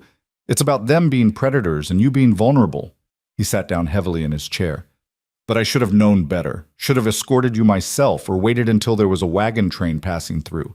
I sent you out there alone and you almost paid the price." "You couldn't have known." "I should have." His hands were shaking slightly, Eleanor noticed. The confrontation had affected him more than he was letting on. "I should have protected you better." They sat in heavy silence as the afternoon waned into evening. Caleb kept getting up to check the windows, to make sure the door was secure, to verify his rifle was loaded and ready. Eleanor tried to keep the girls occupied, but Clara kept asking questions Eleanor couldn't answer, and Ruthie clung to her mother like she was afraid Eleanor would disappear. "Why are people so mean?" Ruthie asked eventually. "Why did those men want to hurt us?" Eleanor struggled for an answer. How did you explain evil to a 6-year-old? How did you make sense of senseless cruelty? "Some people are broken inside," she said finally. "And when you're broken, sometimes you break other people too. It's not right, but it's how it is." "Can broken people get fixed?" "Sometimes, if they want to be. But a lot of people don't want to be fixed. They just want to keep breaking things." Ruthie thought about this. "Mr. Holt was broken," she said, "because his wife died. But he's not mean, he's nice." "That's different, baby. Mr. Holt was sad, not evil. There's a difference." "Oh," Ruthie paused. "Are we broken?" The question hit Eleanor like a fist. Were they broken? Their family had fallen apart. Their home was gone. They were living on charity and desperation, one bad day away from complete disaster. If that wasn't broken, what was? "We're bent," Eleanor said carefully. "We're hurting, but we're not broken. As long as we have each other, we're whole enough." "Promise?" "I promise." But even as she said it, Eleanor wondered if she was lying. Maybe they were broken. Maybe that's why trouble followed them, why kindness felt like a miracle, why hope was so hard to hold on to. Maybe broken was all they'd ever be. Night fell early, the winter sun sinking below the horizon and taking what little warmth it had provided. Caleb lit candles and checked his rifle again, and Eleanor made a simple supper from the provisions they'd meant to take to independence. They ate quietly, each lost in their own thoughts, jumping at every sound from outside. "Tell us a story," Clara said suddenly. "Please, Mr. Holt, tell us something happy." Caleb looked surprised, then thoughtful. "A happy story? Let me think." He was quiet for a moment, then began. "When I was a boy in Pennsylvania, maybe 10 years old, there was a traveling carnival that came through town once a year. They had rides and games and the most amazing performers, acrobats and jugglers, and a man who could swallow fire. My father would give me a whole quarter to spend however I wanted, and that quarter felt like a fortune." The girls leaned in, their eyes fixed on Caleb's face as he spun the tale. Eleanor listened too, grateful for the distraction, for the momentary escape from fear and uncertainty. Caleb's voice was warm and steady, painting pictures of a simpler time, a happier place, and for a little while the cabin felt less like a fortress and more like a home. When the story ended, Ruthie applauded softly. "More," she said. "Please tell another one." So Caleb did. He told them about Sarah, about how they'd met, about the time she'd tried to bake a pie and accidentally used salt instead of sugar. He told them about building this cabin, about the day he'd finished the roof and stood on the ridge beam and shouted his triumph to the empty prairie. He told them about small joys and simple pleasures, about moments of grace in an ungracious world. And slowly, gradually, the tension in the cabin eased. The girls relaxed. Eleanor felt her shoulders unknot. The danger was still out there. Those raiders were still somewhere in the Kansas night, but for now, in this moment, they were safe. Eventually, Eleanor put the girls to bed, tucking them in with extra care, pressing kisses to their foreheads. "Sleep," she whispered. "Tomorrow will be better." "Will we have to leave again?" Clara asked. "Not until it's safe. Mr. Holt will make sure it's safe." "Good. I like it here. I wish we could stay forever." Eleanor's throat tightened. "I know, baby. Me too." When the girls were finally asleep, Eleanor returned to the fire where Caleb sat cleaning his rifle with careful, practiced movements. She settled into the other chair and watched the flames dance. "Thank you," she said quietly, "for saving us today, for bringing us back here, for everything." Caleb didn't look up from his work. "Stop thanking me." "I can't. You keep saving our lives. I'm just doing what's right. Most people don't. Most people would have looked the other way, would have decided it wasn't their problem. But you didn't. You rode out there and faced down 6 armed men because you cared what happened to 3 strangers." "You're not strangers anymore," Caleb said simply. "And I couldn't live with myself if I'd let something happen to you." They sat in silence for a while, comfortable, despite the fear still lurking at the edges of the room. Outside, the Kansas night was black and cold and full of danger. Inside, the fire burned and the walls held, and 2 broken people sat together in the darkness, finding strength in shared vulnerability. "What happens now?" Eleanor asked finally. "Now we wait. In a few days, there should be a supply wagon heading north from Lawrence. I'll ride into town tomorrow, find out when it's coming through. You can travel with them, safety in numbers, like I said. And in the meantime? In the meantime, you stay here, you rest, you let me worry about the dangers outside." Eleanor wanted to protest, wanted to insist she could take care of herself and her daughters. But the truth was, she couldn't. Not alone. Not against men like those raiders. She needed help, needed protection, needed someone strong enough to stand between her family and the cruelty of the world. "I hate feeling helpless," she admitted. "You're not helpless. You're just outgunned. There's a difference." "Is there?" "Yes. Helpless means you can't do anything. Outgunned means you need allies. And you have one. You have me." The way he said it, simple, certain, absolute, made Eleanor's eyes burn with tears again. When was the last time someone had been on her side without conditions, without expectations? When was the last time she'd felt like someone actually cared whether she lived or died? Why? She whispered. Why do you care so much? Caleb finally looked up from his rifle, and in the firelight his eyes were soft. Because someone has to, he said. Because the world is hard enough without making it harder. Because you deserve better than what you've gotten. Because your girls deserve to grow up safe and whole. Because... He paused, seeming to struggle with the words. Because maybe helping you helps me, too. Maybe it gives me a reason to keep going. Maybe it makes Sarah's death mean something if I can use what I learned from it to help someone else survive. Eleanor understood. Grief needed purpose. Pain needed direction. Otherwise, it just consumed you from the inside until there was nothing left. Caleb had found his purpose in helping others, in being the kindness he'd been denied when he'd needed it most. Well, she said softly, if it helps, you're doing a good job. You're making a difference. You saved our lives today. We're not out of the woods yet. No, but we're still alive. That counts for something.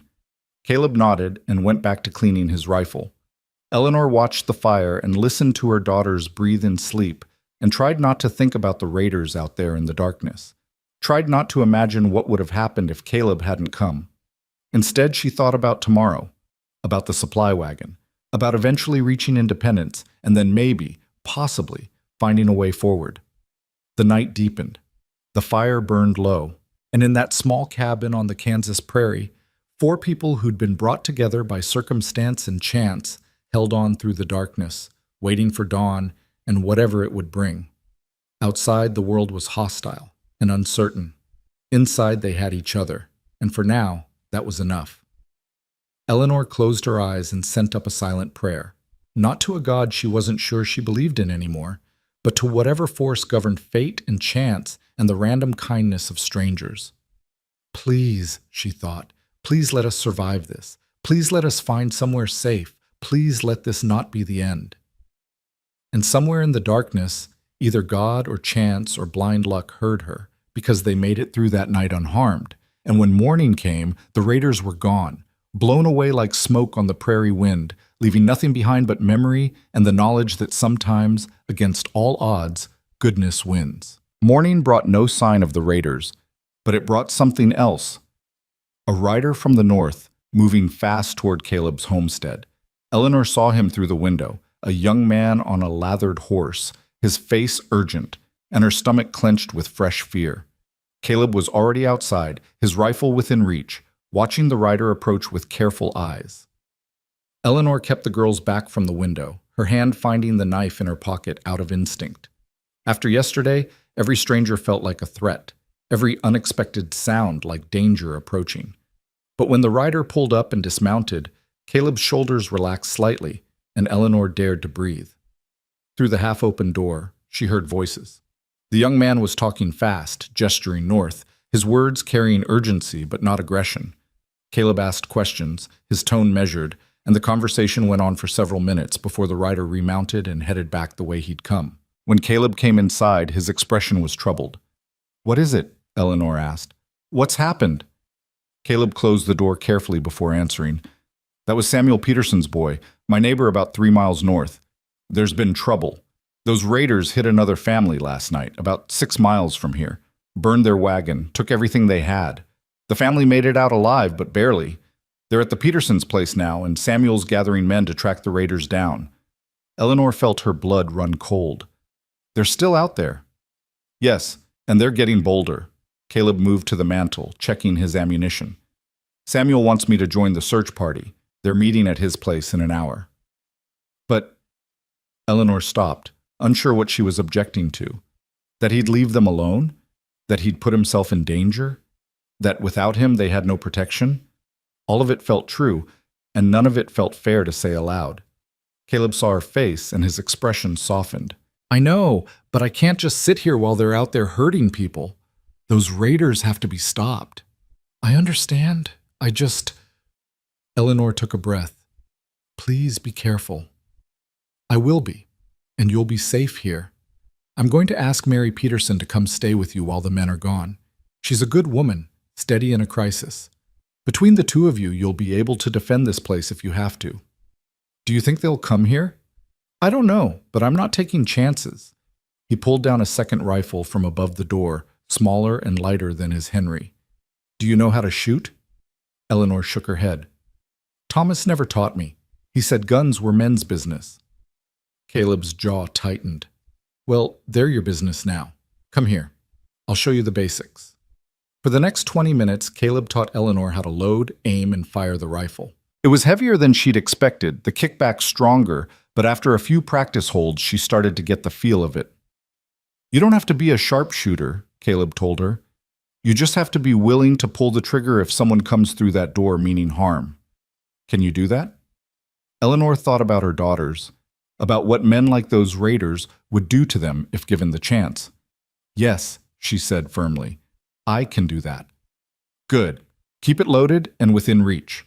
If anyone comes who isn't me or Mary Peterson, you bar that door and you shoot first and ask questions later. Understand? I understand. Clara had been watching the lesson with wide eyes. Mama's going to protect us, she said to Ruthie, who was clinging to her sister's hand. She's got a gun now. Ruthie looked more scared than reassured, but she nodded bravely. Caleb knelt down in front of both girls. Your mama's the strongest woman I know, he told them. And Mrs. Peterson is coming to help. You're going to be safe here.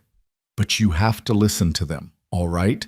If they tell you to hide, you hide. If they tell you to be quiet, you're silent as mice. Can you do that for me? Both girls nodded solemnly. Clara said, Are you going to catch the bad men? We're going to try.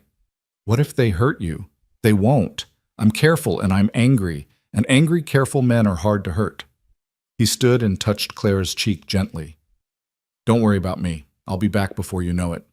But Clara's eyes said she didn't believe him, and Eleanor suspected her own eyes said the same thing.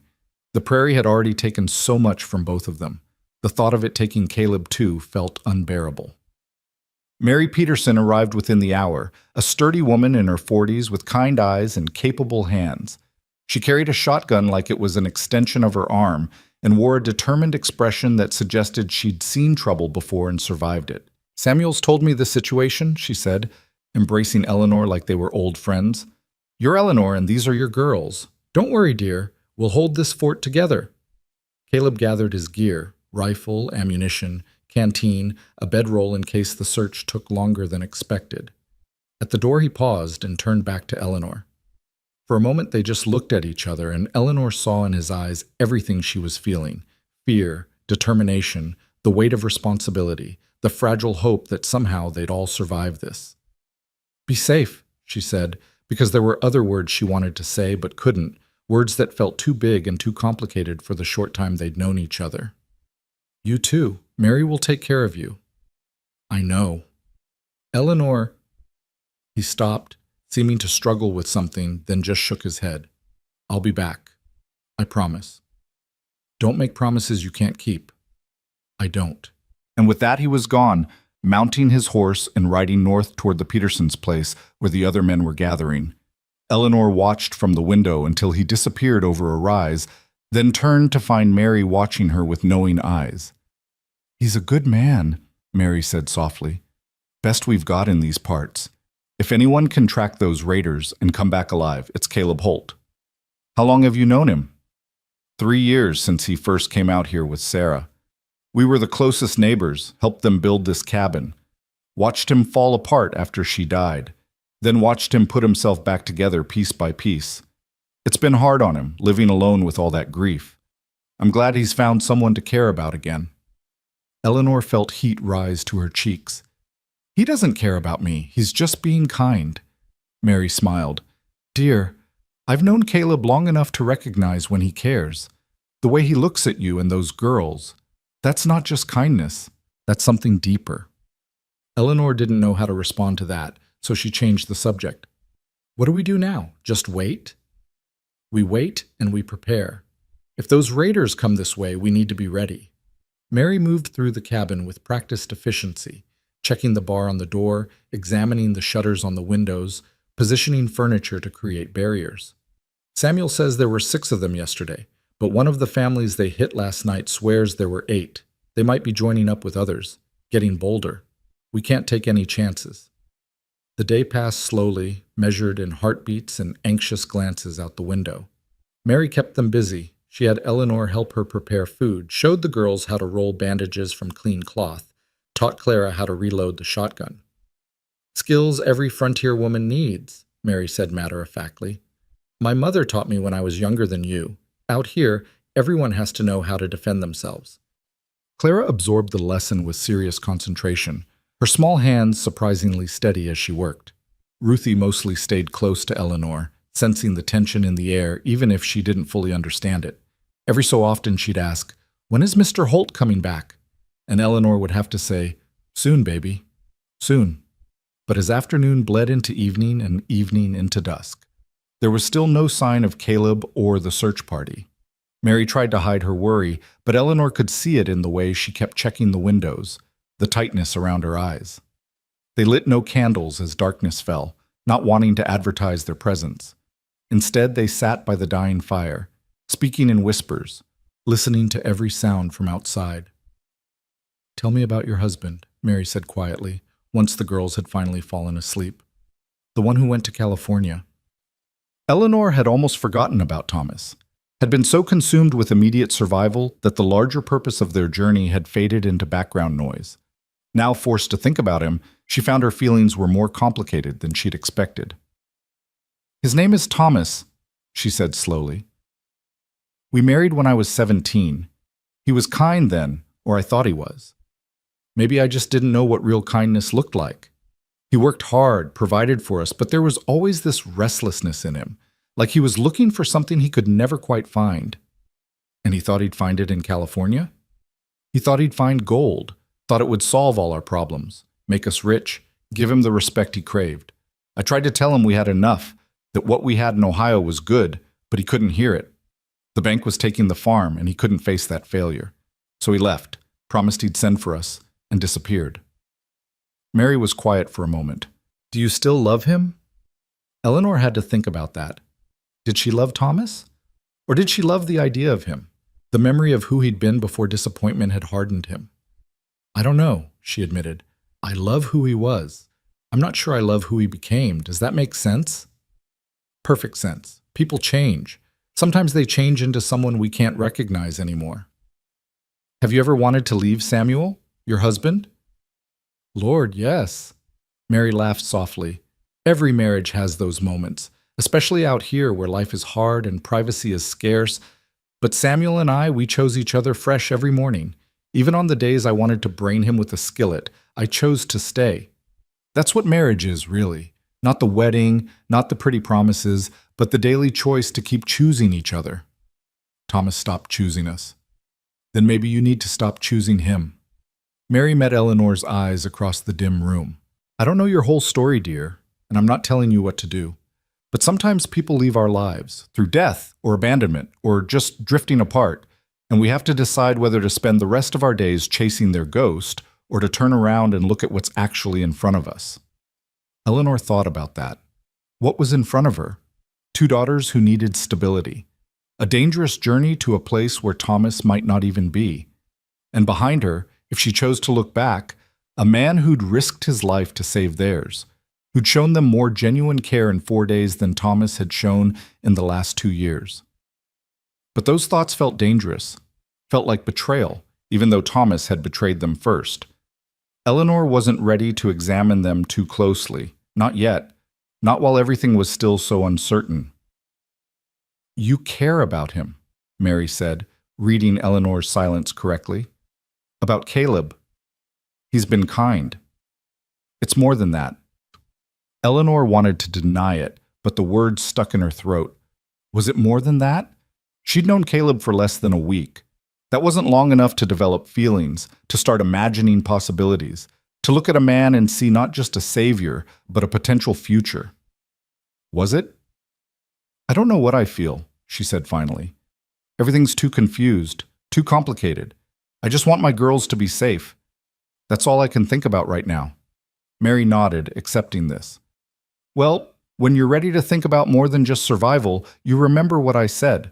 Life's too short to spend it chasing people who left. Sometimes the best thing you can do is turn around and see who stayed." They fell into silence after that, each lost in their own thoughts. The night deepened. The fire burned down to embers. And still there was no sign of Caleb or the men. Eleanor tried not to imagine the worst, tried not to picture him lying wounded somewhere on the prairie, tried not to think about raiders ambushing the search party, tried not to consider the possibility that he might not come back at all. Around midnight, Mary finally dozed off in her chair, the shotgun across her lap. Eleanor kept watch, unable to sleep, every nerve alert for sounds from outside. The Kansas night was full of noises, wind in the grass, animals moving in the darkness, the settling of the cabin's timbers, and each one made her heart race. She must have dozed eventually, because she woke with a start to the sound of horses outside, multiple riders approaching in the pre-dawn darkness. Eleanor grabbed the rifle Caleb had left her, her hand shaking as she moved to the window. Mary was awake instantly, positioning herself by the door with the shotgun ready. "Who's there?" Mary called out, her voice steady despite the fear Eleanor could see in her face. "It's Samuel," came the reply. "We're back. Everyone's safe." Mary sagged with relief and lifted the bar. The door opened to reveal Samuel Peterson and 4 other men, all of them exhausted and dirty but alive. And behind them, leading his horse, was Caleb. Their eyes met across the dim cabin, and Eleanor felt something in her chest loosen, some tension she'd been holding for 12 hours finally releasing. He was alive. He'd come back. The men filed in, accepting the coffee Mary immediately started making, talking in low voices about the night's events. They'd tracked the raiders east toward the Missouri border, but lost the trail when a creek flooded from snowmelt. The raiders had scattered or hidden, or simply vanished into the vast prairie. They'd return with more men, Samuel said, organize a proper posse, but for now the immediate threat seemed to have passed. "The family that was attacked," Eleanor asked, "are they all right?" "Shaken, but alive," Samuel replied. "We brought them to our place. Mary, they'll need clothes and food. The raiders took everything." "I'll sort them out tomorrow," Mary promised. "For now, let's all get some rest." The men dispersed to their homes as dawn broke gray and cold over the prairie. Caleb saw Samuel and Mary to the door, thanking them for their help, promising to ride over later to check on the displaced family. When they were finally gone, and it was just Caleb and Eleanor and the still sleeping girls, the cabin felt suddenly very quiet. "You're hurt," Eleanor said, noticing blood on Caleb's sleeve. "It's nothing, just a scratch from some thorns." "Let me see." "Eleanor." "Let me see," she repeated, more firmly this time. Caleb sighed and shrugged out of his coat. The scratch was actually a deep gash along his forearm, still seeping blood.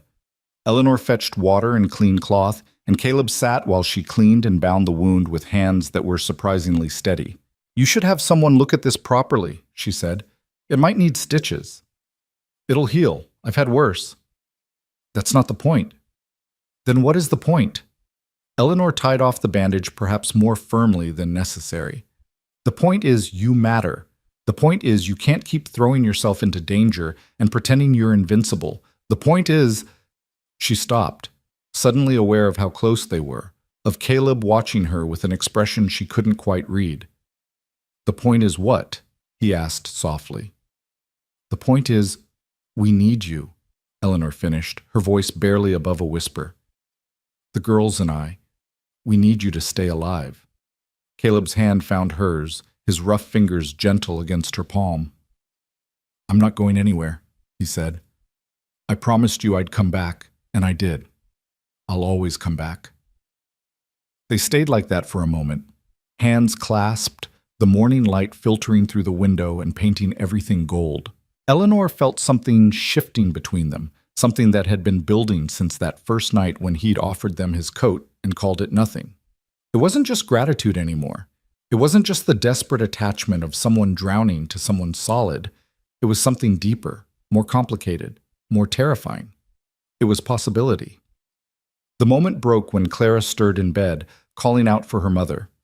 Eleanor pulled her hand away, suddenly self-conscious, and went to tend to her daughter. Behind her, Caleb stood and moved to the stove, starting breakfast like nothing had happened, but Eleanor could feel the change in the air between them. Something had been acknowledged, even if it hadn't been named. Over breakfast, Simple porridge, but hot and filling. Caleb told them his plan. "The supply wagon from Lawrence is coming through tomorrow," he said. "Samuel's son saw it in town yesterday. It'll pass by here mid-morning, heading to Independence. You can travel with them. The driver's a good man, and there'll be other families. You'll be safe." Eleanor nodded, even as something in her chest tightened. Tomorrow. They'd be leaving tomorrow. The thought should have brought relief. They were moving forward again, getting closer to their destination, but instead it brought a strange melancholy. "Thank you," she said, "for everything you've done. We'll never be able to repay you." "I don't want repayment. I just want you to be safe, to find what you're looking for." "And if what we're looking for doesn't exist?" Caleb met her eyes across the table. "Then you find something else. You build something new. You keep going. Is that what you did, after Sarah?" "I'm trying to. Every day I'm trying." Clara, who'd been eating silently, spoke up. "I don't want to go tomorrow. I want to stay here." "Clara," Eleanor said gently, "we've talked about this. We have to keep moving forward." "But why? Papa's probably not even in California. He's probably dead, or he forgot about us, or he found a new family. Why do we have to keep chasing someone who doesn't want to be found?" The words hung in the air like an accusation, all of Eleanor's private fears spoken aloud by her 8-year-old daughter. Eleanor felt her face flush with shame and anger and grief. "Don't talk about your father that way." "Why not? It's true." "You know it's true. You're just too scared to say it." "Clara Elizabeth Graves, I'm right and you know it." Clara's voice rose, years of frustration and fear finally breaking through her controlled exterior. "We've been walking and starving and freezing and almost getting hurt by bad men, all because you won't admit that Papa's gone." "But he is gone, Mama. He's been gone since the day he walked away from us. And Mr. Holt is right here. He's real and he's kind and he cares about us." "Why can't we just stay? Why do we have to keep pretending there's something better waiting somewhere else?" Eleanor felt like she'd been slapped. She opened her mouth to respond, to discipline, to reassert her parental authority, but no words came. Because Clara was right. Thomas was gone, had been gone for months, and Eleanor had been dragging her daughters across the frontier chasing a ghost, chasing the memory of who Thomas had been, or maybe just chasing her own stubborn refusal to admit failure. "Clara," Caleb said gently, "that's not fair to your mother. She's doing the best she can." "I know," Clara said, and now she was crying, 8 years of bottled emotion finally spilling over. "I know she's doing her best, but her best is killing us. We're so tired, Mr. Holt. We're so hungry and scared and tired, and I just want to stop. I just want to stay somewhere safe and warm where people are kind and nobody hurts us. Is that so wrong?" "No, sweetheart, it's not wrong at all." Ruthie had started crying too, overwhelmed by her sister's outburst. Eleanor gathered both girls to her, holding them as they sobbed, feeling her own tears start to fall. This was what she'd done to them. This was what her stubborn pride and desperate hope had cost. She'd turned her daughters into tiny refugees, always running, never resting, living in constant fear because she couldn't accept that sometimes people leave and they don't come back, and chasing them only makes the wound deeper. "I'm sorry," she whispered into Clara's hair. "I'm so sorry. You're right. You're both right. I've been selfish and stupid, and I haven't been listening to what you need. I'm sorry." They stayed like that for a long time, the three of them wrapped around each other, crying out months of accumulated fear and pain and exhaustion. Caleb quietly cleared the breakfast dishes and gave them privacy, understanding instinctively that this was a moment they needed together. When the tears finally subsided, when the girls had cried themselves into hiccuping silence, Eleanor pulled back and looked at both of them. "I need to tell you something," she said, "about your father, about why we're really going to California." Clara wiped her eyes. "We know why, to find Papa." "No, that's what I told you, but it's not the whole truth." Eleanor took a shaky breath. "The truth is, I don't know if your father is alive. I don't know if he ever made it to California, or if he struck gold, or if he just decided he didn't want to be with us anymore. And I've been too afraid to face that, too proud to admit that maybe he's not coming back. So I told myself we were going to find him, that everything would be fine once we reached California. But really, I was just running away from the truth. What truth? Ruthie asked in a small voice. That your father left us. That maybe he didn't mean to, maybe something happened to him, but the result is the same. He's gone, and we're alone, and we have to figure out how to live with that. Eleanor's voice cracked. I thought if we could just get to California, if we could just find him, then everything would go back to the way it was. But things never go back. They only go forward, and I've been dragging you forward towards something that probably doesn't exist. Clara processed this. So we're not going to California? I don't know. I don't know what we're doing anymore. Eleanor looked at Caleb, who was standing by the window, giving them space but listening. What do you think? What should we do? Caleb turned, his expression thoughtful. I think you need to make a choice that's about what you want, not about what you're running from or running toward. You need to ask yourself what's best for these girls, what's best for you, and then you need to do that thing even if it's hard. But what if I don't know what's best? Then you make your best guess and you commit to it. You stop second-guessing every decision. Stop living in this limbo between the past and the future. You choose a direction and you walk it. Eleanor looked at her daughters, at their red eyes and hopeful faces.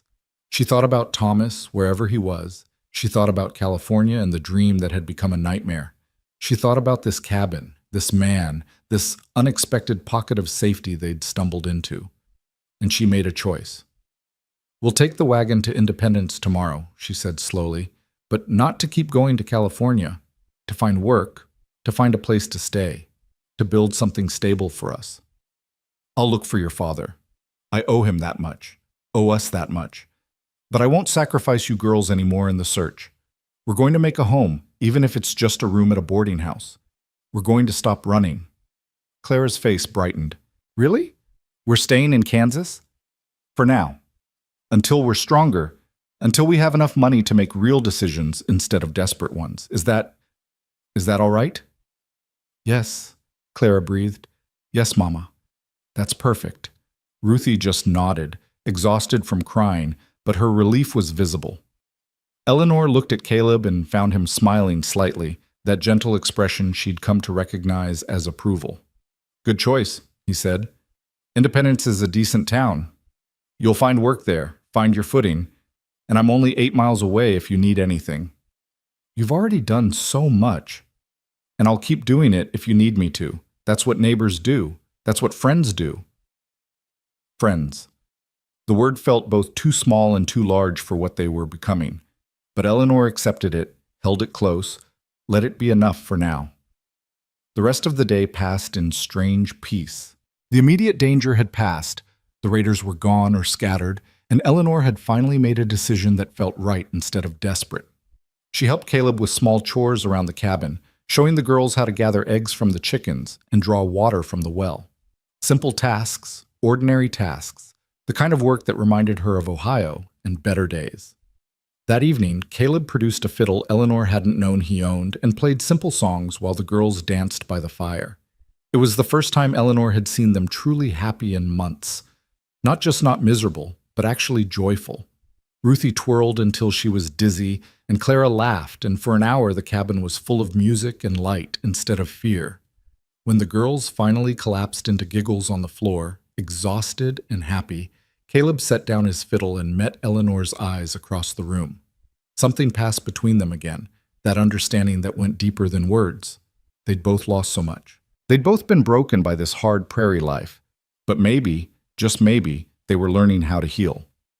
That night, after the girls were asleep and the fire burned low, Eleanor and Caleb sat together in comfortable silence. Tomorrow would bring the wagon and the journey to Independence and the next chapter of whatever story they were writing.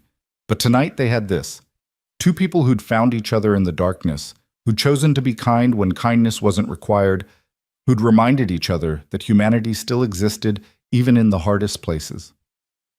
Thank you, Eleanor said quietly, for everything, for saving us, for sheltering us, for helping me see what I needed to see. Thank you for trusting me, Caleb replied, for letting me help, for reminding me why I keep going. Will you come visit us? In Independence? If you want me to. I want you to. Caleb smiled. Then I will. Once you're settled, once you've found your footing, I'll come check on you, make sure you're managing. I'd like that. They sat in silence a while longer, and Eleanor let herself imagine a future that wasn't defined by loss and desperation. A future where she had work, and the girls had stability, and maybe, possibly, she had someone who cared whether she lived or died. It was a fragile hope, barely formed, but it was there. And after months of hopelessness, even fragile hope felt like a miracle. Eventually, they said goodnight and took their places. Eleanor in the bed with her daughters, Caleb in his chair by the fire. And as Eleanor drifted off to sleep, she thought about choices and chances and the strange ways life brought people together. She thought about Thomas in California and the dreams she was finally letting go. And she thought about tomorrow, about independence, about starting over with nothing but her daughters, and the kindness of a man who'd shown them what real goodness looked like. It wasn't the future she'd imagined, but maybe it was the one she needed. Maybe sometimes the best thing you could do was stop chasing what was gone and start building what could be. Maybe that was what courage really meant, not refusing to give up, but knowing when to change direction.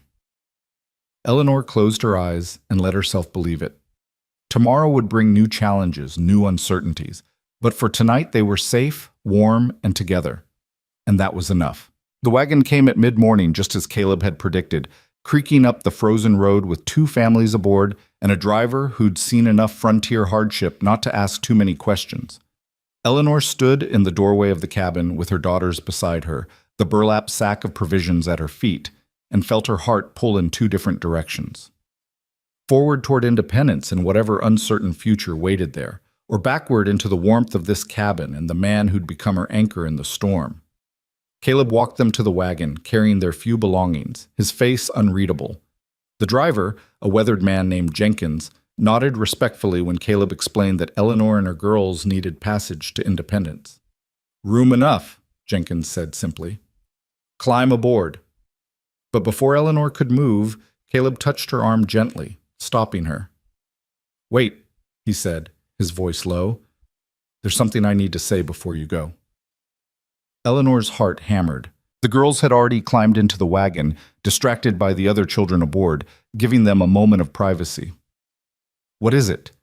Caleb seemed to struggle with the words, his jaw working. Finally he said, "These last few days, having you here, having the girls, having people to care about again, it's reminded me what living feels like, not just surviving, living. And I know you need to go, need to find your own way, need to see if there's anything left of your old life worth holding on to. But Eleanor," he stopped, took a breath. "But I want you to know that if you don't find what you're looking for in independence, if Thomas is truly gone, if you need somewhere to come back to, this door will always be open. For you and for Clara and for Ruthie. Always." Eleanor felt tears prick her eyes. "Caleb, I can't ask you to—" "You're not asking, I'm offering. There's a difference." He glanced at the wagon, at Jenkins waiting patiently. "Go to independence. Find work. Find stability. Find answers if you can. But remember that you have a choice. You don't have to keep walking forever. You can come home if you want to." "Home," Eleanor repeated softly, testing the word. When had this cabin become home? When had this man become someone she couldn't imagine leaving? "Yes, home." Caleb's eyes held hers. "I'm not asking you to decide now. I'm just asking you to remember. Will you do that?" "I'll remember," Eleanor whispered. "How could I forget?" Caleb helped her into the wagon, his hand lingering on hers for just a moment longer than necessary. Then he stepped back, raised his hand in farewell, and Eleanor watched him grow smaller as the wagon rolled away. She watched until he was just a silhouette against the gray Kansas sky, until the cabin was a small dark square on the endless prairie, until everything that had become precious to her was behind her, and the uncertain future was ahead. Clara pressed against her side. "We'll see him again, won't we, Mama?" "Yes, baby, we'll see him again." "Promise?" Eleanor thought about promises, about how many had been broken, about whether she had any right to make more. But she looked at her daughter's hopeful face and said, "I promise." The ride to Independence took 3 hours over rutted roads, and Eleanor spent them talking quietly with the other families in the wagon.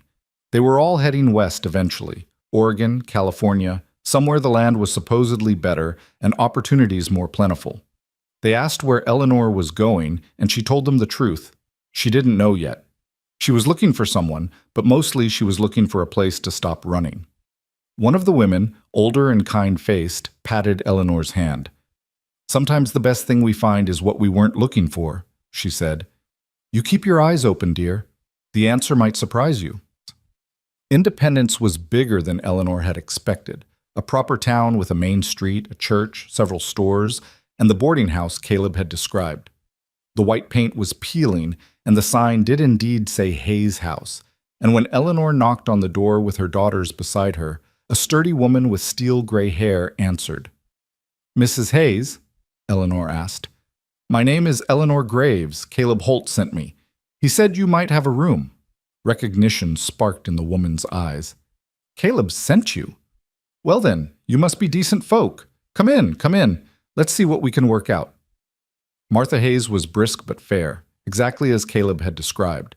She had one small room available, barely big enough for a bed and a washstand. But the price was reasonable, and she offered Eleanor work in exchange for reduced rent. "I need help with the cooking and cleaning," Martha said. "My daughter used to help, but she married and moved to St. Louis. Can you cook?" "Yes, ma'am. And clean and mend and do laundry, whatever you need." "Then we have a deal. Room and board for you and the girls, plus a small wage. You work hard and don't cause trouble. We'll get along fine." It was more than Eleanor had hoped for. She took Martha's offered hand and shook it firmly, feeling something settle in her chest. This was the first step. This was stability, however fragile. This was choosing to build instead of chase. The room was tiny and the bed sagged in the middle, but it had 4 walls and a door that locked, and after sleeping rough for months, it felt like luxury. Eleanor unpacked their few belongings, the knife Caleb had given her, the extra blanket, the remaining provisions, and arranged them carefully. Clara and Ruthie explored every corner, marveling at the window with real glass and the washstand with an actual pitcher. "Is this ours?" Ruthie asked. "Really ours?" "For now, baby, for as long as we need it." "I like it. It's cozy." Eleanor had to smile.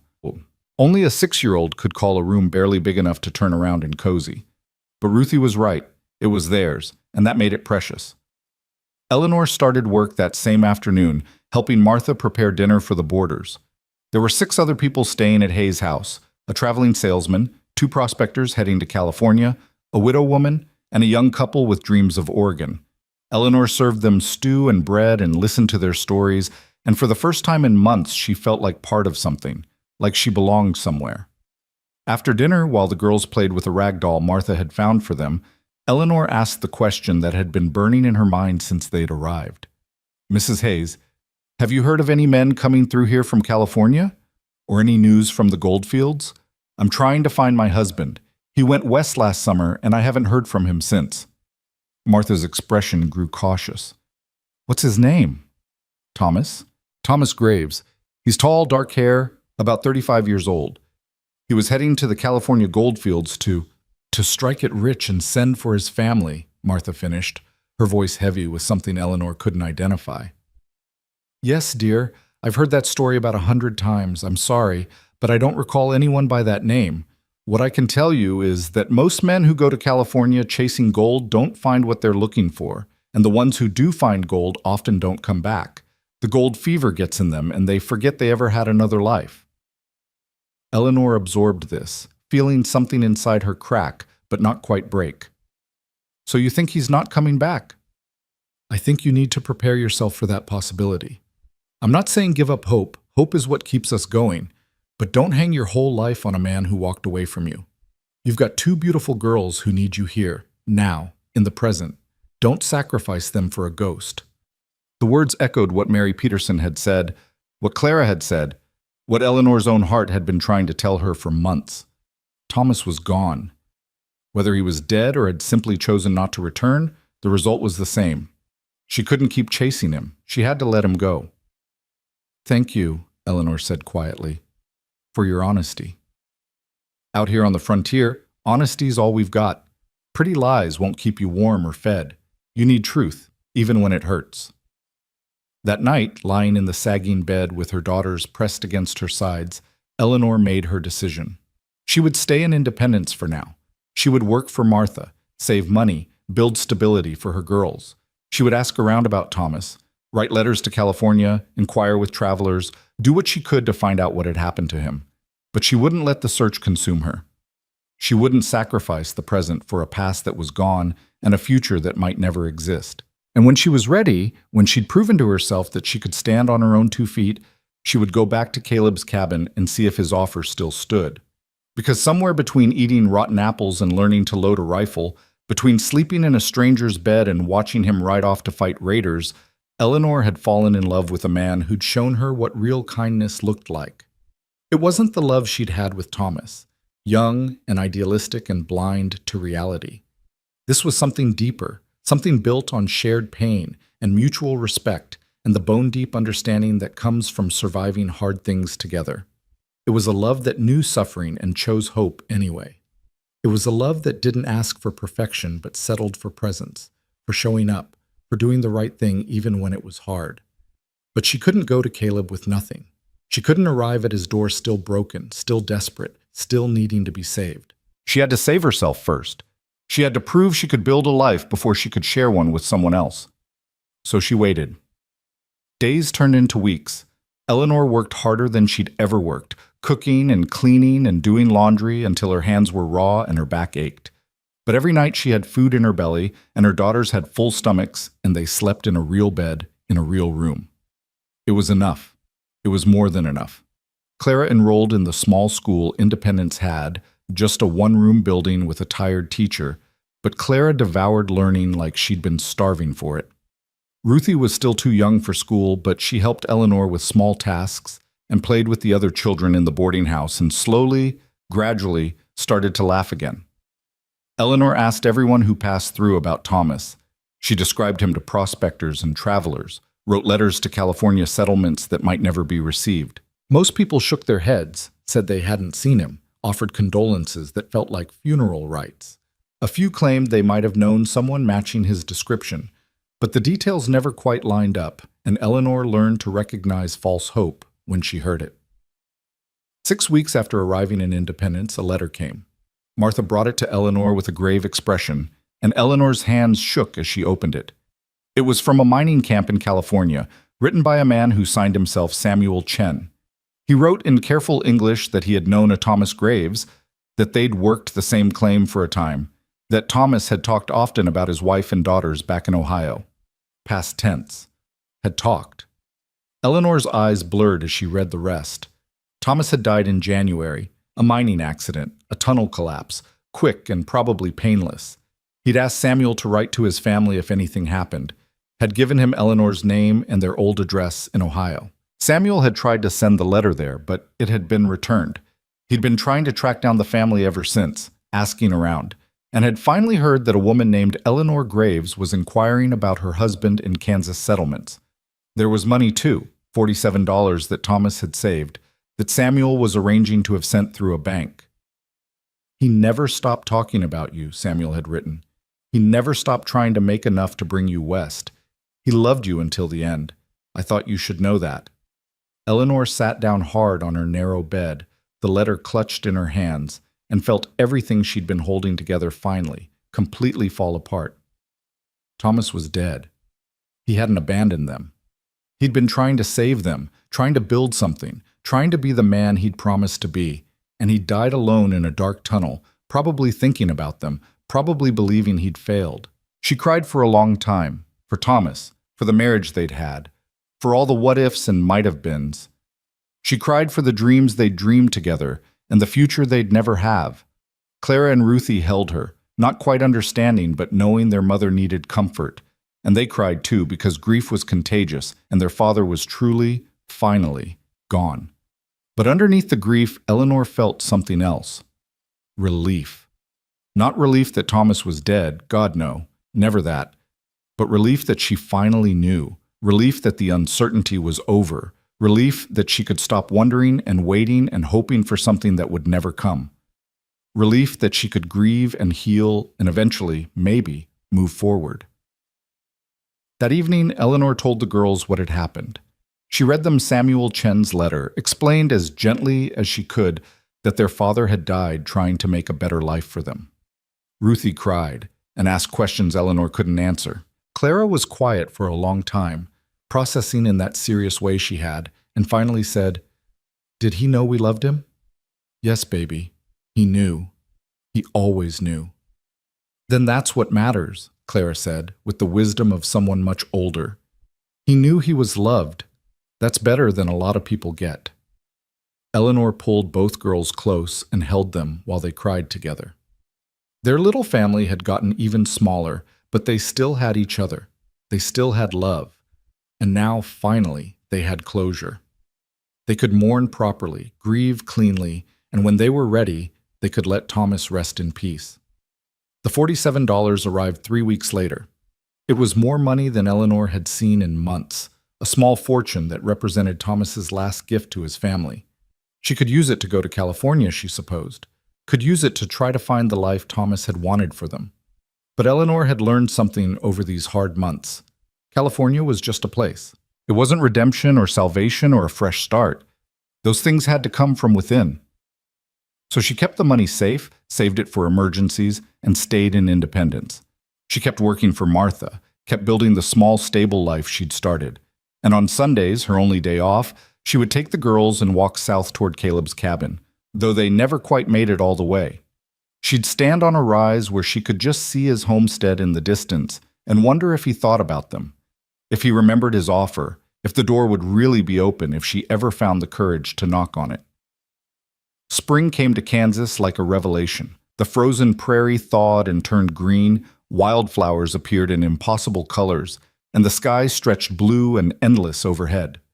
Eleanor had been in Independence for nearly 4 months now, and she'd saved almost $20 of her own in addition to Thomas's money.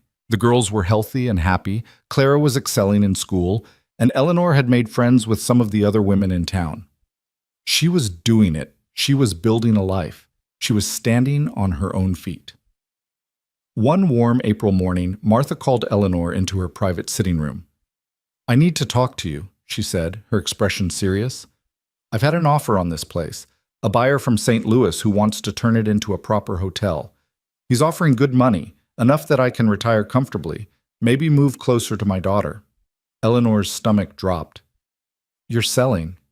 "I'm thinking about it, but that would mean you'd need to find other work, other lodging. I wanted to tell you first, give you time to prepare."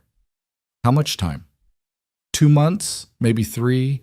I haven't decided yet, but Eleanor—" Martha's expression softened. "You've been the best help I've ever had. You're honest and hardworking and good with the boarders. Any household would be lucky to have you. Or what?" Martha smiled slightly. "Or you could stop pretending you don't know where you want to be and go to the man who's been asking about you every time he comes to town." Eleanor's heart skipped. "Caleb's been here? In Independence?" "Every other week, like clockwork. Comes in for supplies, always stops to ask how you're doing, always looks disappointed when I tell him you're well and settled. That man is waiting for you, dear. The question is, how long are you going to make him wait?" Eleanor thought about that for the rest of the day, through dinner and dishes and putting the girls to bed. She thought about Caleb and his cabin and the way he'd looked at her that last morning. She thought about Thomas and the life she'd lost and the grief she'd finally processed. She thought about what she wanted versus what she thought she should want. And she realized Martha was right. She'd been using work and saving money and building stability as excuses. But really she was just scared. Scared to want something. Scared to risk her heart again. Scared that if she went to Caleb, he might have changed his mind, or she might fail, or it might all fall apart. But fear was just another form of running, and Eleanor was tired of running. The next morning was Sunday. Eleanor dressed carefully, put on her best dress, still worn but clean, and braided the girls' hair with extra care. "We're going on an adventure today," she told them. "Where?" Ruthie asked. "To see Mr. Holt." Clara's face lit up. "Really? Really, Mama?" "Really. It's time." They walked south under a perfect blue sky, and for once the prairie didn't feel hostile or endless. It felt like possibility. It felt like the road home. The 8 miles that had once seemed impossible passed beneath their feet like nothing, and before Eleanor was quite ready, Caleb's cabin came into view. He was outside, working in what looked like a new garden plot, his shirt sleeves rolled up and his hat pushed back. He didn't see them at first, and Eleanor had a moment to just watch him, this man who'd saved them, who'd shown them kindness, who'd offered them home when they'd had nothing. Then Clara called out, "Mr. Holt!" And he turned, and the expression that crossed his face when he saw them was worth every hard mile, every difficult choice, every moment of doubt. He dropped his tools and walked toward them, not running but moving with purpose, and when he reached them, his eyes went straight to Eleanor's face. "You came," he said simply. "You said the door would always be open. It is. It always will be. Even now? Even after months? Even after years? Even after forever?" Caleb's voice was rough with emotion.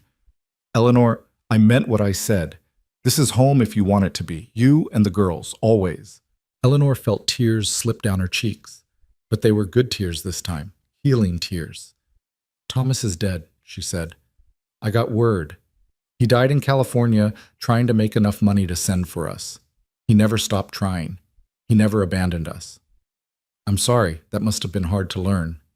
"It was, but it also set me free.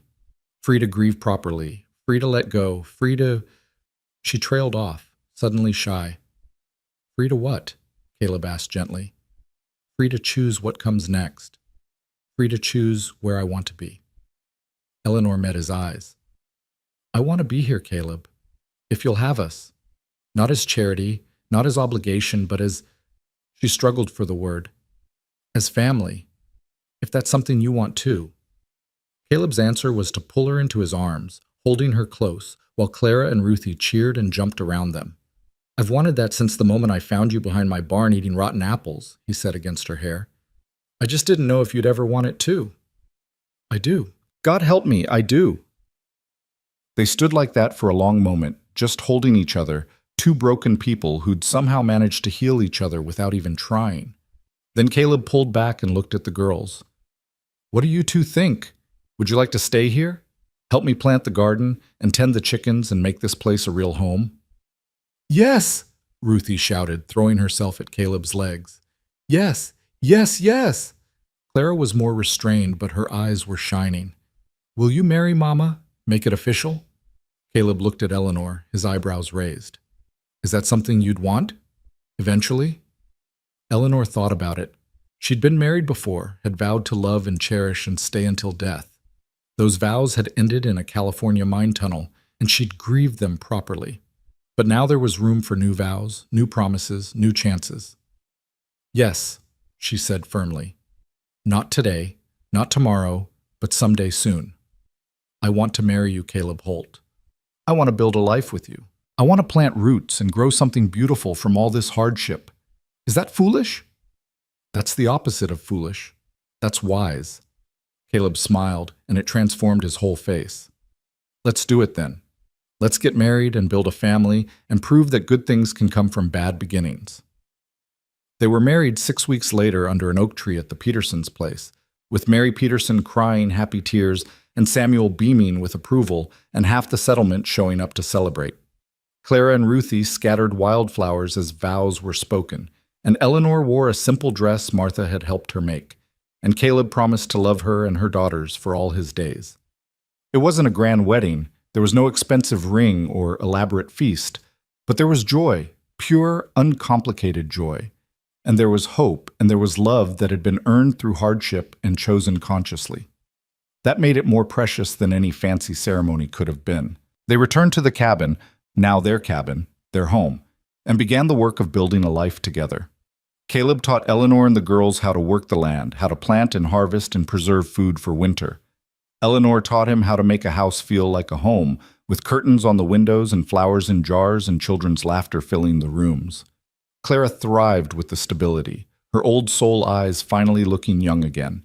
Ruthie grew taller and rounder, no longer the half-starved waif who'd eaten rotten apples, but a healthy child who knew where her next meal was coming from. Summer came and went. Harvest was good. Winter arrived and found them prepared, warm, safe, together. And in the spring, exactly 1 year after Eleanor had knocked on Caleb's door looking for the man who'd saved her, Caleb planted an apple tree beside the cabin. To remember, he said, digging the hole with steady hands. To remember where we started and how far we've come. Eleanor watched him plant it, this symbol of their beginning, and felt her heart overflow with gratitude. A year ago, she'd been desperate enough to steal rotten apples. Now she was planting new trees, growing new fruit, building new life. The transformation felt miraculous, impossible, like grace made visible. The years that followed weren't easy. Frontier life never was. There were hard winters and failed crops and illnesses that scared them. There were memories that haunted and grief that resurfaced and days when survival felt like the best they could hope for. But there was also love, steady and sure, and there was family, chosen and cherished, and there was home. Clara grew into a fierce, intelligent young woman who became a teacher like she'd always dreamed. Ruthie became a healer, learning herbs and medicine from Mary Peterson and serving the settlement with gentle hands. Eleanor and Caleb added 2 more children to their family, a son named Thomas after the man who'd died trying to save them, and a daughter named Sarah after the woman who'd taught Caleb about keeping promises. And the apple tree grew. It took years, like apple trees do. Years of patient tending, of watering through droughts, and protecting from frost, and trusting that eventually, if you did the work and had faith, something beautiful would emerge. There were seasons when Eleanor wondered if it would ever bear fruit, if all their effort would amount to anything. But then, on a perfect autumn morning when the Kansas sky was impossibly blue and the air smelled like harvest, Eleanor walked outside to find the tree heavy with fruit. Real fruit, not rotten, not desperate, but genuine red apples that gleamed in the sunlight like promises kept. She picked one carefully, feeling the weight of it in her palm, and bit into crisp sweetness. It was perfect. It was everything she'd dreamed of during those hungry months when perfection had seemed like something that existed only for other people. Caleb came up behind her and wrapped his arms around her waist, resting his chin on her shoulder. "First fruit," he said. "Looks good." "It's beautiful," Eleanor whispered, her eyes filling with tears. "Everything we survived, everything we suffered through, it led to this, to fruit from a tree planted in hope, to a family built from broken pieces, to home." "Funny how that works," Caleb said softly. "How something rotten can lead you to something sweet. How the worst moments can become the foundation for the best ones." Eleanor turned in his arms to face him, this man who'd found her at her lowest and loved her into healing. "I used to think kindness was weakness," she said. "I thought survival meant being hard, never trusting, never letting anyone in. But you taught me different.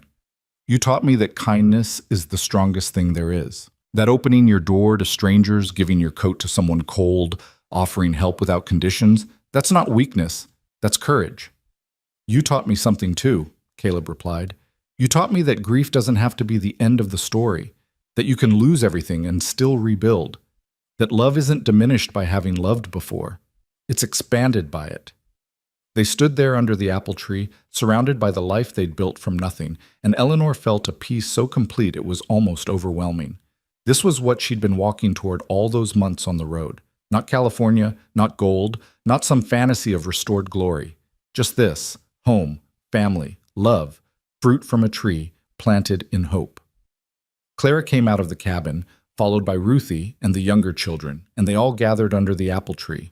Eleanor handed out the fruit, watching her children bite into sweetness that had been years in the making, and thought about the journey that had brought them here.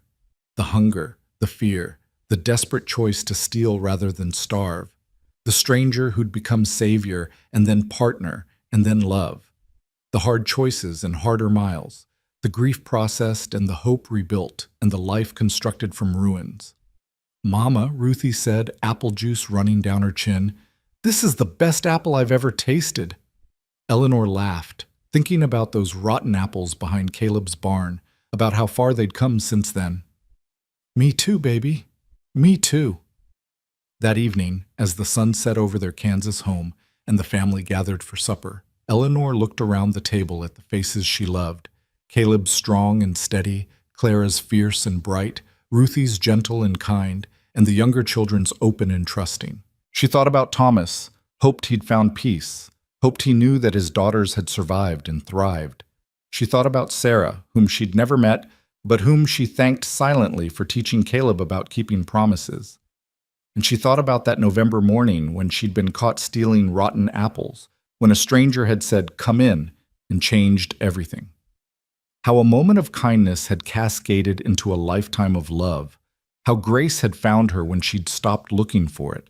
How home had appeared when she'd finally stopped running and started building. "Guess kindness grows where you plant it," she said to Caleb across the table, echoing words he'd spoken years ago. Caleb smiled, understanding exactly what she meant. "And love," he added, "love grows where you plant it too, in the hardest soil, in the most unlikely places. You just have to be brave enough to tend it." "We were brave," Eleanor said, "both of us, even when we were terrified, even when we had nothing. We were brave enough to try." "We were," Caleb agreed. "And look what grew." They finished supper and put the children to bed, and Eleanor stepped outside one last time before sleep. The apple tree stood dark against the star-filled sky, its branches heavy with fruit, its roots deep in Kansas soil. It was just a tree, but it was also a symbol, a reminder, a testament to the truth that sometimes the worst moments lead to the best ones, that rotten beginnings can yield sweet endings, that kindness, real, genuine, unconditional kindness, has the power to save lives. Eleanor touched the trunk gently, feeling the rough bark under her palm, and sent up a silent prayer of gratitude. For this tree, for this home, for this man who'd said, "Come in," when he could have said, "Go away." For the girls who'd survived with her. For the life they'd built from nothing but stubbornness and hope and each other. Behind her, the cabin door opened and Caleb's silhouette appeared. "Coming to bed?" In a minute, Eleanor turned to look at him, this man who'd become her whole world. "I was just thinking about how lucky we are, how close we came to missing each other entirely. But we didn't miss each other. We found each other exactly when we needed to. Divine intervention? Maybe. Or maybe just two broken people being brave enough to help each other heal. Does it matter which?" Eleanor considered this. "No," she decided. "I suppose it doesn't. The result is the same. We're here, we're together, we're happy. That's all that matters." She walked back to the cabin, to the man waiting in the doorway, to the children sleeping safe inside, to the life that had seemed impossible during those desperate months on the road.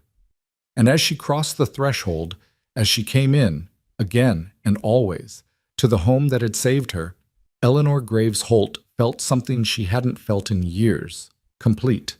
The door closed behind her.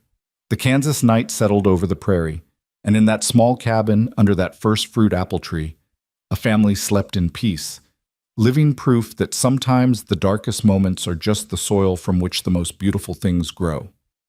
That kindness saves lives. That home isn't a place but a choice, made fresh every morning, to keep choosing each other no matter what. And that sometimes, if you're very lucky and very brave, rotten apples can lead you home.